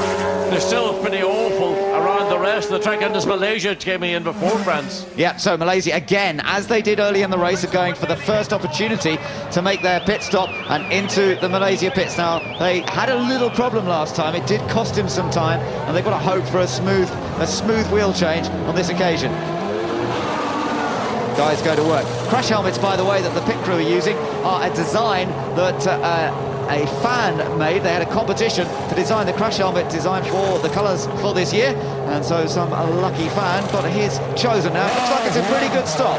Yeah, a little bit of a problem, I would say, in the left rear, but pretty much also getting him in and out. A reasonable pit stop, I think. Malaysia will be not too unhappy about it. They had a 6.5 second advantage over New Zealand, who have yet to make their second stop. Australia in. And Lebanon behind them as well, so two key teams coming into the pits for their second pit stop. Watch Australia, we know how quick they can be. Let's see if they can make it as fast with the new car. Oh, that looked good, John. Yeah, that's going to consolidate that 5th place for John Martin, because the Lebanon car still, it's actually coming down the pit lane, but good pit stop from both teams. Lebanon should be pleased with that. Lebanon's got ahead though. Where did that, whose car was that? Further down the pit lane. That was somebody else. Lebanon has just managed to ease ahead. Netherlands is in. Another steering wheel change and a bit of a visor wipe for Netherlands. So that Lebanon car was ahead of the Australia car in the pit lane, so that's given them the opportunity to get ahead. The car that was behind, what we thought was Lebanon, clearly wasn't. That was a great stop by Lebanon then, and this time it's a smoother stop for Team Netherlands. So Jeroen Bleekemolen's on his way. France have stayed out, as they did on that first round of stops. Continue to stay out as well. Another lap in the books on this second set of tyres. But France shortly going to get ready to make their pit stop. Yeah, it looks like it might be next time around, doesn't it? Again, it's that flick into the first corner where he turns in hard. Now, take a look back at Australia. This was the battle. Oh, he had a problem getting going. Or was he simply allowed? No, I think he had a problem actually getting the thing up to speed, and they ended up going out side by side. Now, I'm sure that will be looked at. Well, I think the Lebanon car was on what they call the racetrack on the left-hand side, and I think technically the car that's on the inside, we saw what happened in Mexico with Switzerland when they got caught by that and were penalised. But the advantage went to Lebanon, so I suspect it'll be let it go. The advantage to Lebanon will remain. Now, New Zealand in from 3rd place, effectively. Let's see how this one goes. Earl Bamber's doing an outstanding job for a young man, and he's on his way. Good stop from that crew. Yes. And you just saw Malaysia turning into the first corner as New Zealand rejoins. Well, Malaysia had a good pit stop. New Zealand have had a good pit stop. So really, as I mentioned before, I suspect it's going to be status quo. But watch. See, there's what happens on a brand new set of tyres. They aren't up to running temperature. Even though they've got those nice sharp edges that a new set of race tyres, wet tyre, the weather tyres have got, it is very easy to get caught out just simply because the temperature is not as high as the set that you've taken off. Absolutely, and there's that very tricky river of water running at that section as well, which has caught out a few cars already here today, and so all of them have got to be a bit careful at that right-hander, Gerlach-Bocht, as they turn into it. France getting ready then for their pit stop, and it needs to be smooth. It doesn't need to be the fastest pit stop we've seen, but they've got a little bit of an advantage over Malaysia before these stops were made. But Malaysia, of course, will be pushing hard now to try and close that gap up. Is he in? Yes, he's cutting across, I think, in the gloom. Into the pit lane he comes. I wasn't quite certain, but it was a very late cut, and he used the maximum he could coming off turn 16, and then came in at the last opportunity, got the speed down in the pit lane, running down 80 kilometers per hour, and pulls up. Nice clear entry, and probably equally clear. So the French team go to work, and there is the Malaysia car coming out of turn 13 into turn 14, and I would say the advantage has once again gone to France. They stayed out that little bit longer, and we now see what's happening in turn 15, and France have completed their work and on their way, and it's France will retain the lead. Yep. By even, I think, an extended margin. Yeah, by the whole length of the start-finish straight, by the looks of things, because Malaysia's just coming out of the final corner. The only issue for France is they've come out directly behind the Team USA entry. Now they're going to be, in effect, well, USA is actually showing now as running second. So, in fact, they may well be shown as leading the race. But good job from Team France. The guys are very happy indeed. But running behind the Team USA car, they have only a number of laps before USA will make a pit stop. But France will want to get ahead of USA as quickly as possible.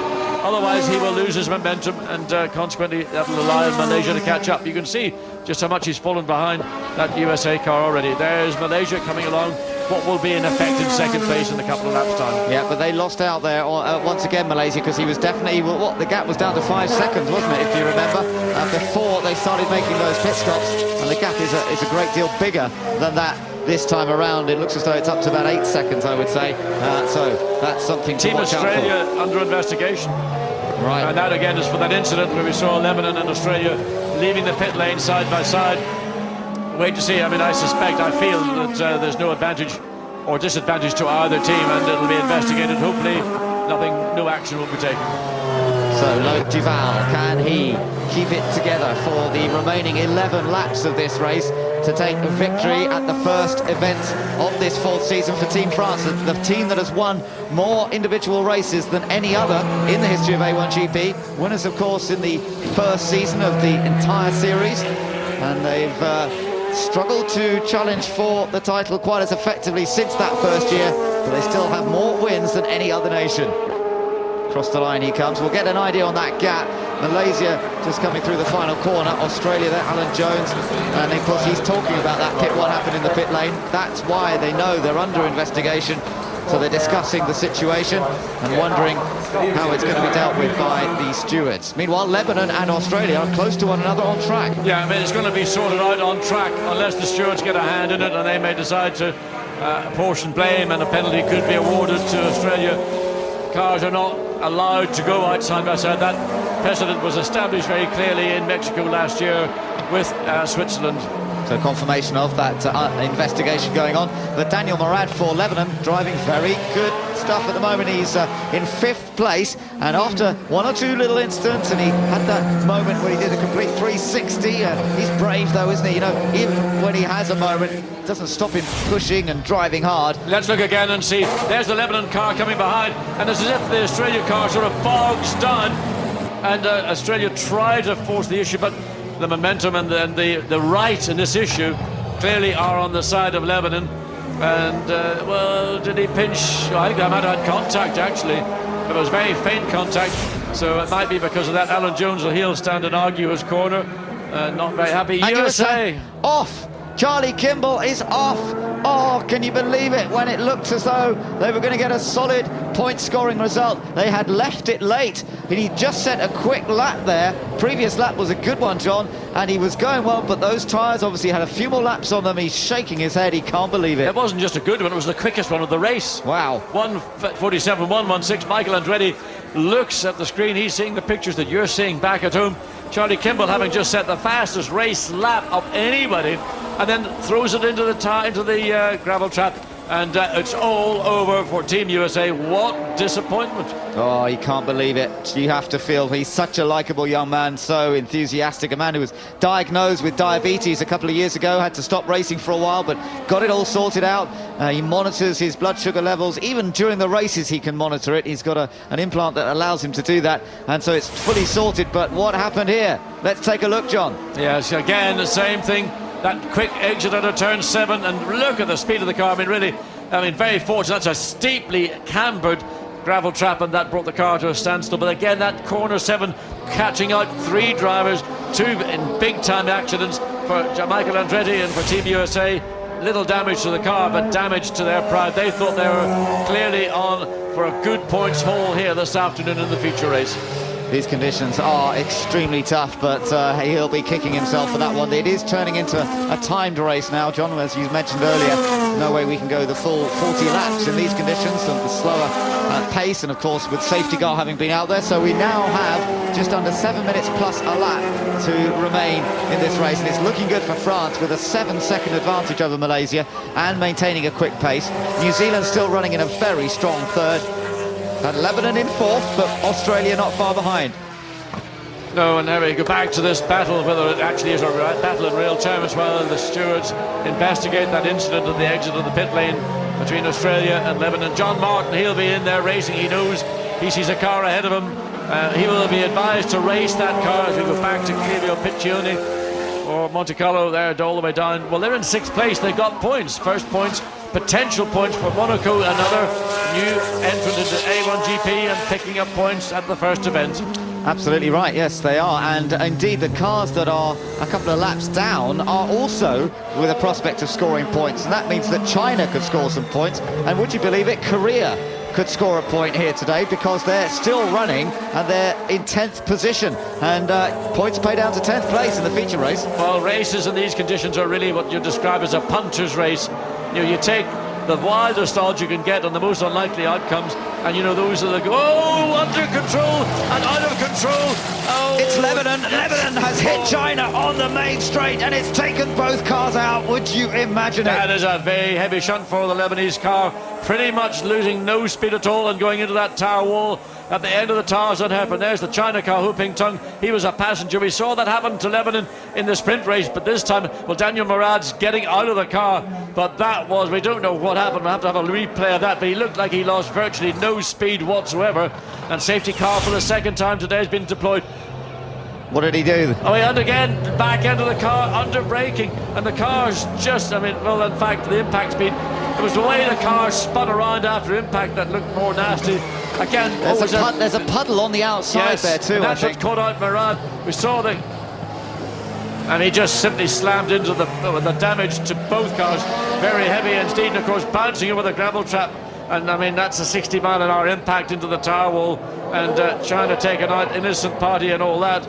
So once again, safety car has been deployed with just 4.5 minutes plus 1 lap of this race remaining. And I'll tell you what threw us there in that replay was we saw Brazil, and that's because Brazil have joined into this race well through it. I was thinking, is that the Brazil car? Can't be there, not in the race. But Brazil have joined in. They're 3 laps down. We haven't seen anything at all during this event. They're not 3 laps down, John. They're 32 laps down, I think, at the moment, aren't they? Yeah, I'm looking at, yes. The interval, but 32 laps down. They're 32 laps down, 3 laps down in the Swiss car, which of course retired from the race way earlier. Yeah, so Brazil have joined in the fun and games, and actually at this rate they might score some points. Monaco at the end of the pit lane under red light, because the safety car's out at the moment. They've come in presumably to make their second stop for tyre change, and now they're being held in a red light because we're under safety car. Yeah, and he's going to have to sit there probably for the best part of 3 minutes while the safety car makes its way around there, Hu Pingtung. And that was, he didn't even know what had happened. He just suddenly hit. When I called the Lebanon car in the sprint race an unguided missile, well, literally in the feature race, that's what it was. And there's not a straight corner remaining in that car. And bodywork damage, the nose, probably the rear wing, and goodness knows what damage done to the underbody of the car as well. So Lebanon, who promised so much the potential to get a good point score in the feature race, now going to go home with 0. I don't know. They might get points out of this race still, because looking at the number of cars that have gone out of this race, I'm not sure that Lebanon might actually still end up scoring some points here today, despite now being out of the race. Well, what a way to score your points. Yeah. What a way to score your points. Standing by the side of the road. Well, let's wait and see what happens. But with under 3 minutes to go, plus a lap, safety cars out there, I wonder if the race will even get under race conditions again. I suspect that the race, in fact, the safety car is sitting in the pit lane waiting for the Lebanon car being craned away. Look at the damage to the side of the car, radiators and all the electronics that are attached to the side of the monocoque. So the safety car is actually sitting, waiting here for the lead car to come down. There's the lead car coming now. And once again, Monaco's going to have to wait until the entire chain of cars goes past before he'll be released. Yeah, in fact, they picked up Korea. Well, they have to, really, because Korea are only just ahead of Team France, which is the race leader. There is the race leader, Loic Duval, who's driven superbly. I remember we were commentating on it, actually, John. I was just about to talk about Olivier Panis, because he took his one and only Grand Prix win in very wet conditions in Monaco. We were there that day. He, of course, is nowadays on the pit wall for A1 Team France, isn't he? And he's actually got an active role. He's in first thing in the morning, and he's there until the end of the day. He's not sort of swanning in like ex-Grand Prix drivers are prone to do. He's actually got an active role and assisting with the driver. Truthfully, it's not that Loic Duval needs an awful lot of that, but when France decide to run their rookie, and that'll be Nicolas Prost, then the experience and the expertise of Olivier Panis should give Nicolas Prost some more advantage. Well, it was pretty wet that day at Monaco when he took a victory. Loic Duval has already had a win in A1GP. This isn't going to be his first, but I tell you what, it's been mighty impressive. But don't forget, if we were to go racing again, which I think is a bit unlikely, Malaysia are now going to be right on the tail of Team France. So I suppose we've better wait and see with this one. Let's not count our chickens and all that, because if the race does restart, you might get a bit of a dice between France and Malaysia, with New Zealand up there in third And once again, what can we say about this young man, El Bamba? Just taking another look at this incident, it is frightening. He just loses the back end of the car. I'm sure it aquaplaned slightly. Oh, and look, China's cars went backwards. Yeah. They'd almost got over, went the car over the top. But it's the water standing. I mean, he hit the back of the China car in a spin. And again, when I say 60 miles an hour, maybe it was more than that. But the back of the China car slammed by Lebanon. I mean, just forced China all the way up. It's quite a deep gravel trap at the Tarzan hairpin. So, oh dear, these guys are going to have an awful lot of work to do to get the cars back in one piece. They've worked so hard to get all these cars here this weekend. Do you think anybody's brave enough to bring the safety car in as the time, it's almost under, well, it's under half a minute of this race remaining. So do you think the safety car would be brought in and let this last lap go back under green flag racing? I don't know, we've seen it. I tell you, North America, no doubt. I was going to say, I've seen it many times in the States. Absolutely, this is what the public come to see. This is what the television tune in. Jack Cunningham, seat holder for Malaysia, he's sitting there wondering maybe the same thing. 5, 4, 3, 2, 1, 0. So there's one lap of this race remaining. The lights are remaining on, but will they be switched off at the last moment and dive into the pits, or will this race be finished under a safety car? They're going to come across the line now, and presumably it'll be one lap under safety car because he's not come in, John. So presumably this race is going to therefore end under safety car. We've sort of just run out of time at the end to be able to give them a run to the checkered flag, and that means surely that Team France have taken victory here at the first feature race of season 4 under amazingly difficult conditions. Loic Duval has survived where many others have not, and I don't ever remember seeing him actually put a wheel wrong. He's been so impressive out there. Great drive also from Faraz Fawzi, sitting there in second place. These two really dominating certain parts of the race, and then in third place it's going to be Earl Bamber for New Zealand. John, you've just got to congratulate any guys who made it to the end. It was so tough out there today. Well, there's been some outstanding driving, mainly at the front, and there's been some driving which has been, let's say, inexperience on the part of those drivers. I mean, most difficult conditions, and because you've got changeable conditions in that one lap, you've got a track that's sort of half drivable, then you come round a lap further. I mean, I didn't see any of that standing water as you come onto the braking zone into the Tarzan hairpin. It caught out the Brazil car, and then just simply Lebanon and Daniel Marad charged down in. I mean, he is a charger. We know that. He got caught and then simply just swiped the rear of the China car. But this man, Loic Duval, has really been a star here this weekend. Only got the car on Saturday morning and has won the feature race. Yeah, that is amazing. First time he drove the car was in qualifying, and he's managed to do it. Well, the safety car is coming in at the end of this lap, but the checkered flag will be displayed at the same time. So presumably that's it, all over effectively, unless they have a little drag race to the line. I suppose that's always possible, and certainly you could see Duval is not backing off yet. He's keeping his focus and his concentration. No, he's absolutely right, because one little error we saw what Adam Carroll did at the start of the sprint race by just being a little bit too eager on the throttle pedal, and that Faraz Fawzi is right on the gearbox. The remains of the field are being backed up by France.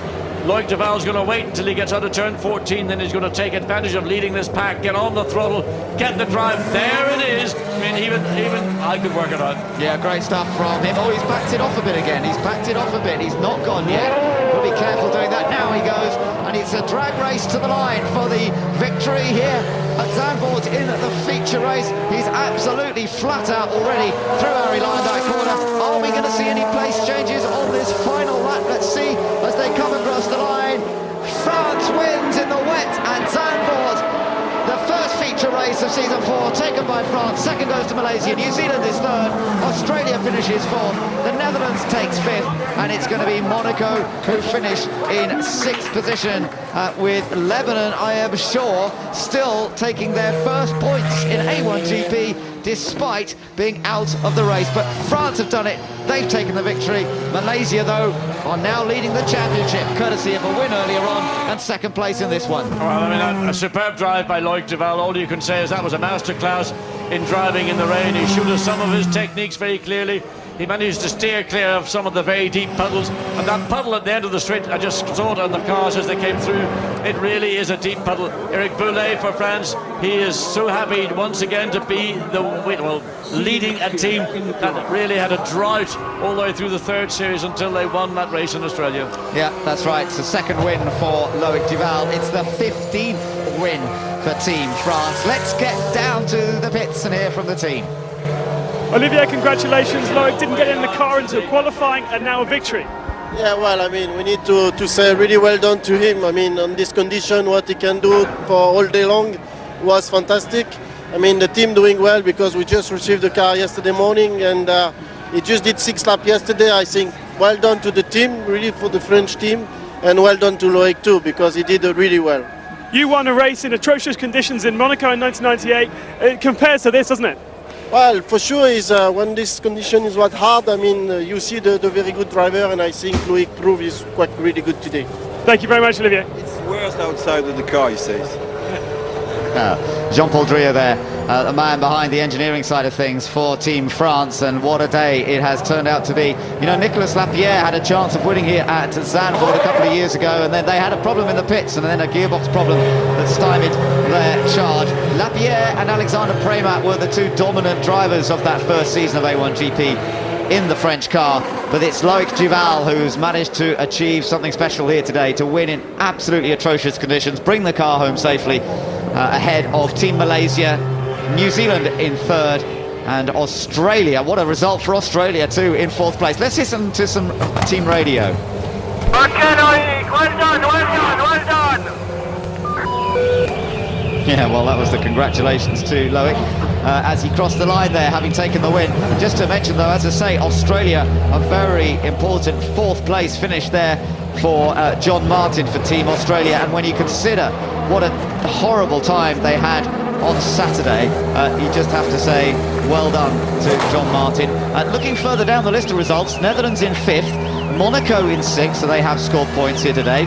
Korea scored points as well as Loic Duval gets out of his machine and celebrates. So Korea have scored points, and Lebanon have been classified 8th according to our timing list. So Lebanon have scored points for the first time ever. But look at this, new championships leaders are Malaysia, race winners in the feature are Team France, and third place in that race plus second position in the first race of the day, Team New Zealand. Well, they're going to be right up there. There's Earl Bamber, and I tell you what, he has been the surprise of the day in so many ways. How has a young man who only turned 18 in July got the maturity to deal with these conditions in a 600 brake horsepower single-seater car? I am absolutely flummoxed by that, because Earl Bamber has done an outstanding job for New Zealand, and the Kiwis should be very proud that they found yet another exciting talent here. He's being weighed as the part of the scrutineering after the race, but what a performance from him today. He's finished in third behind two very experienced drivers in Loic Duval and Fares Fauzi. The result then, France winning from Malaysia and New Zealand, Australia in a fine fourth place, Netherlands in 5th, Monaco in 6th. Points for Korea on their debut because they managed to make it to the end of the race. Lebanon crashed out with China, and yet both have scored points because so many other cars went out. And Charlie Kimball does get 1 point for USA in the second race. He also scored a point in the first race of the day, so he's got something to go back to California with. 11th for Portugal, 12th for Indonesia, then South Africa, followed by Italy, Brazil, Ireland and Switzerland, and the fastest lap did go to the USA.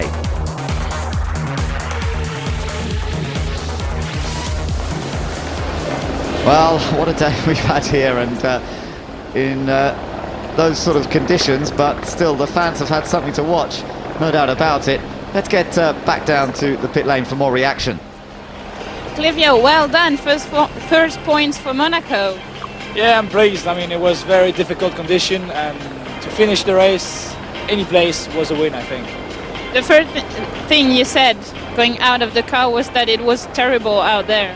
It was very wet, the wind was blowing hard, and we had some flooded parts, so it was very tricky, and the car was aquaplaning in some points, so lucky it finished. Thank you.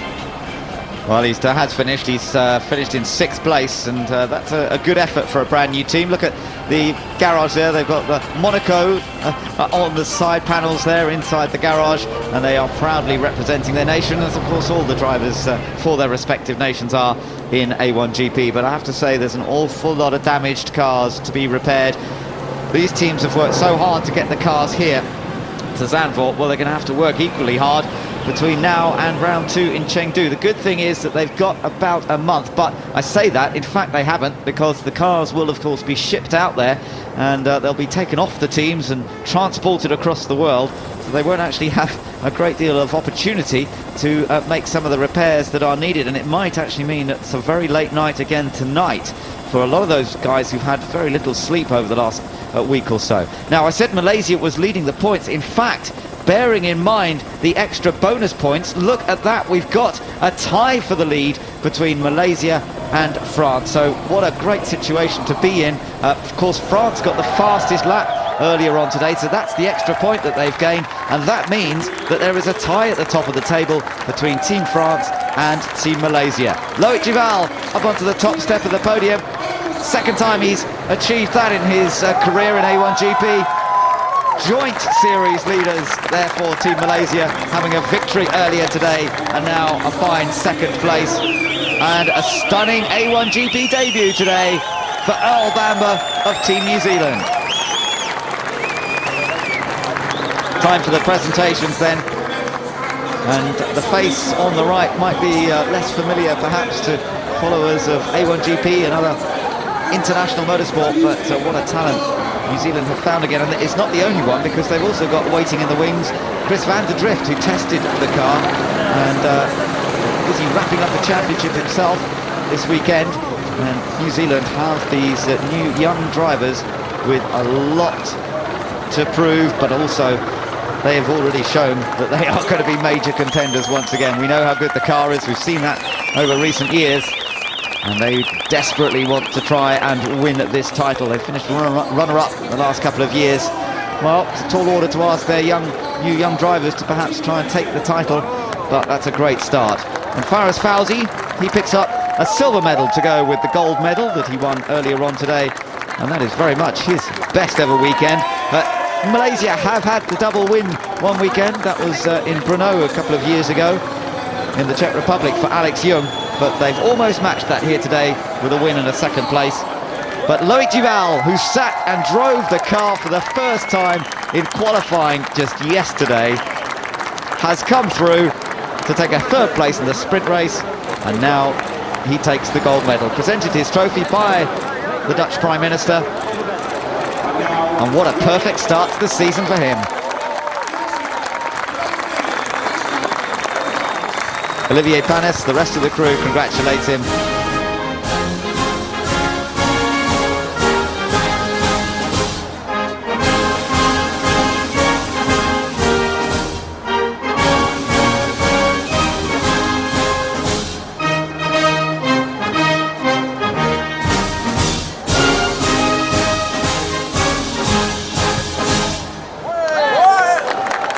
We've heard it many times before in A1GP, on their way to winning those 14 races that they have had over the 3 and a bit years now of the series. But that's win number 15, and a very, very well-earned victory it was too. Champagne time, and Earl Bamber's going to take a little swig of that, and he fully deserves it after his stylish performance here today.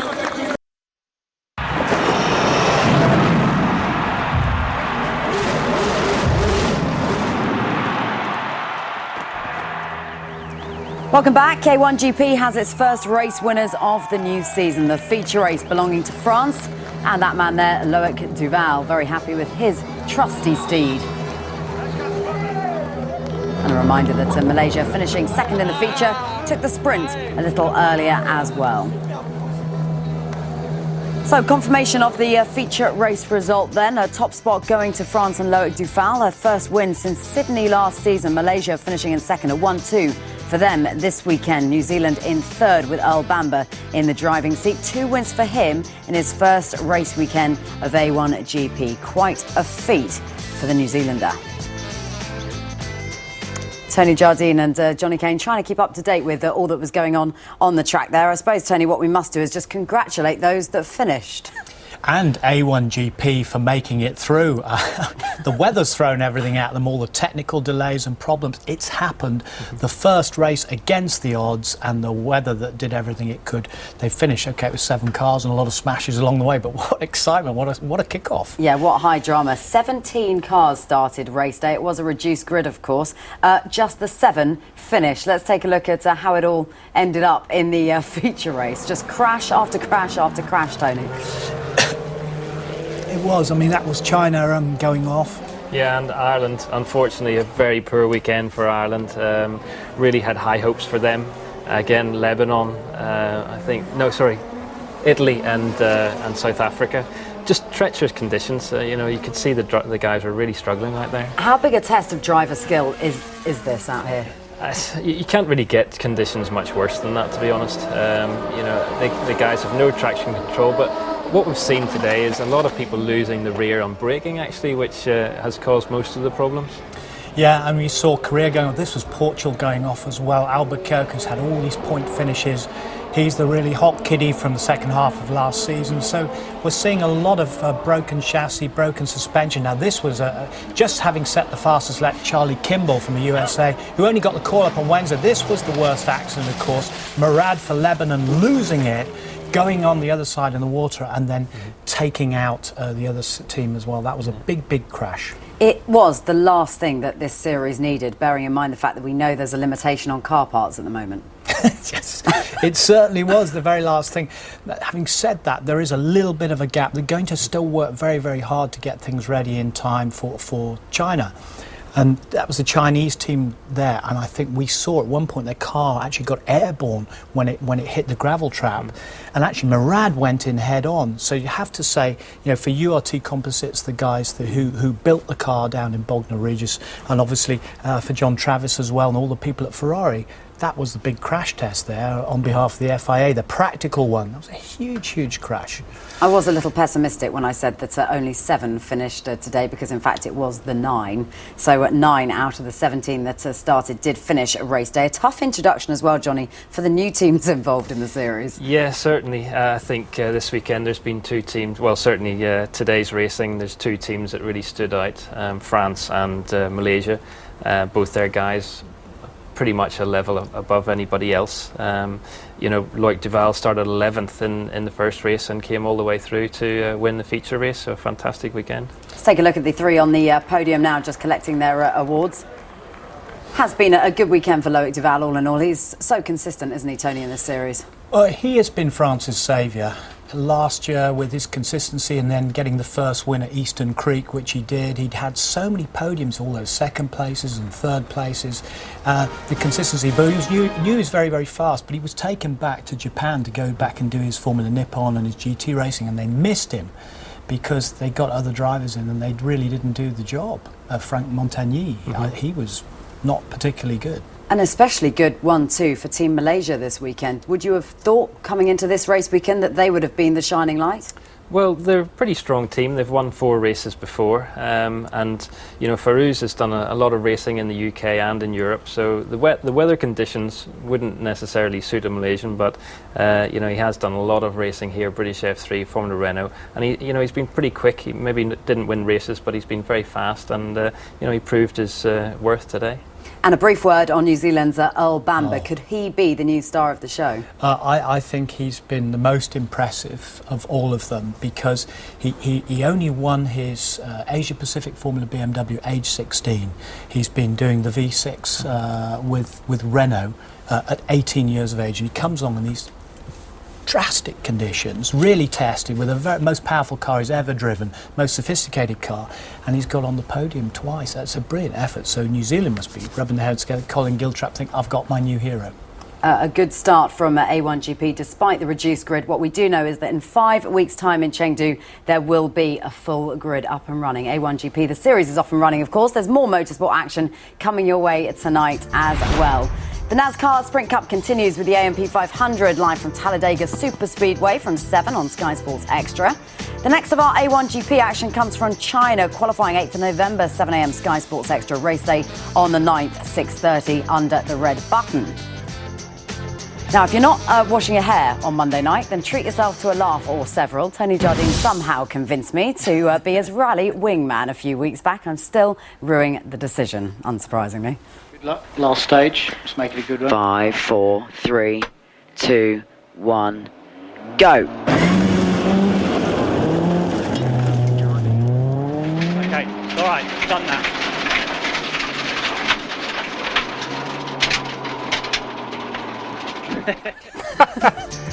I look terrified, don't I? Well, the Motorsport featuring Tony and I, Monday, 9 p.m, Sky Sports Extra. My thanks to Tony and to Johnny. 17 cars started, only 9 finished. It's been some start to the season.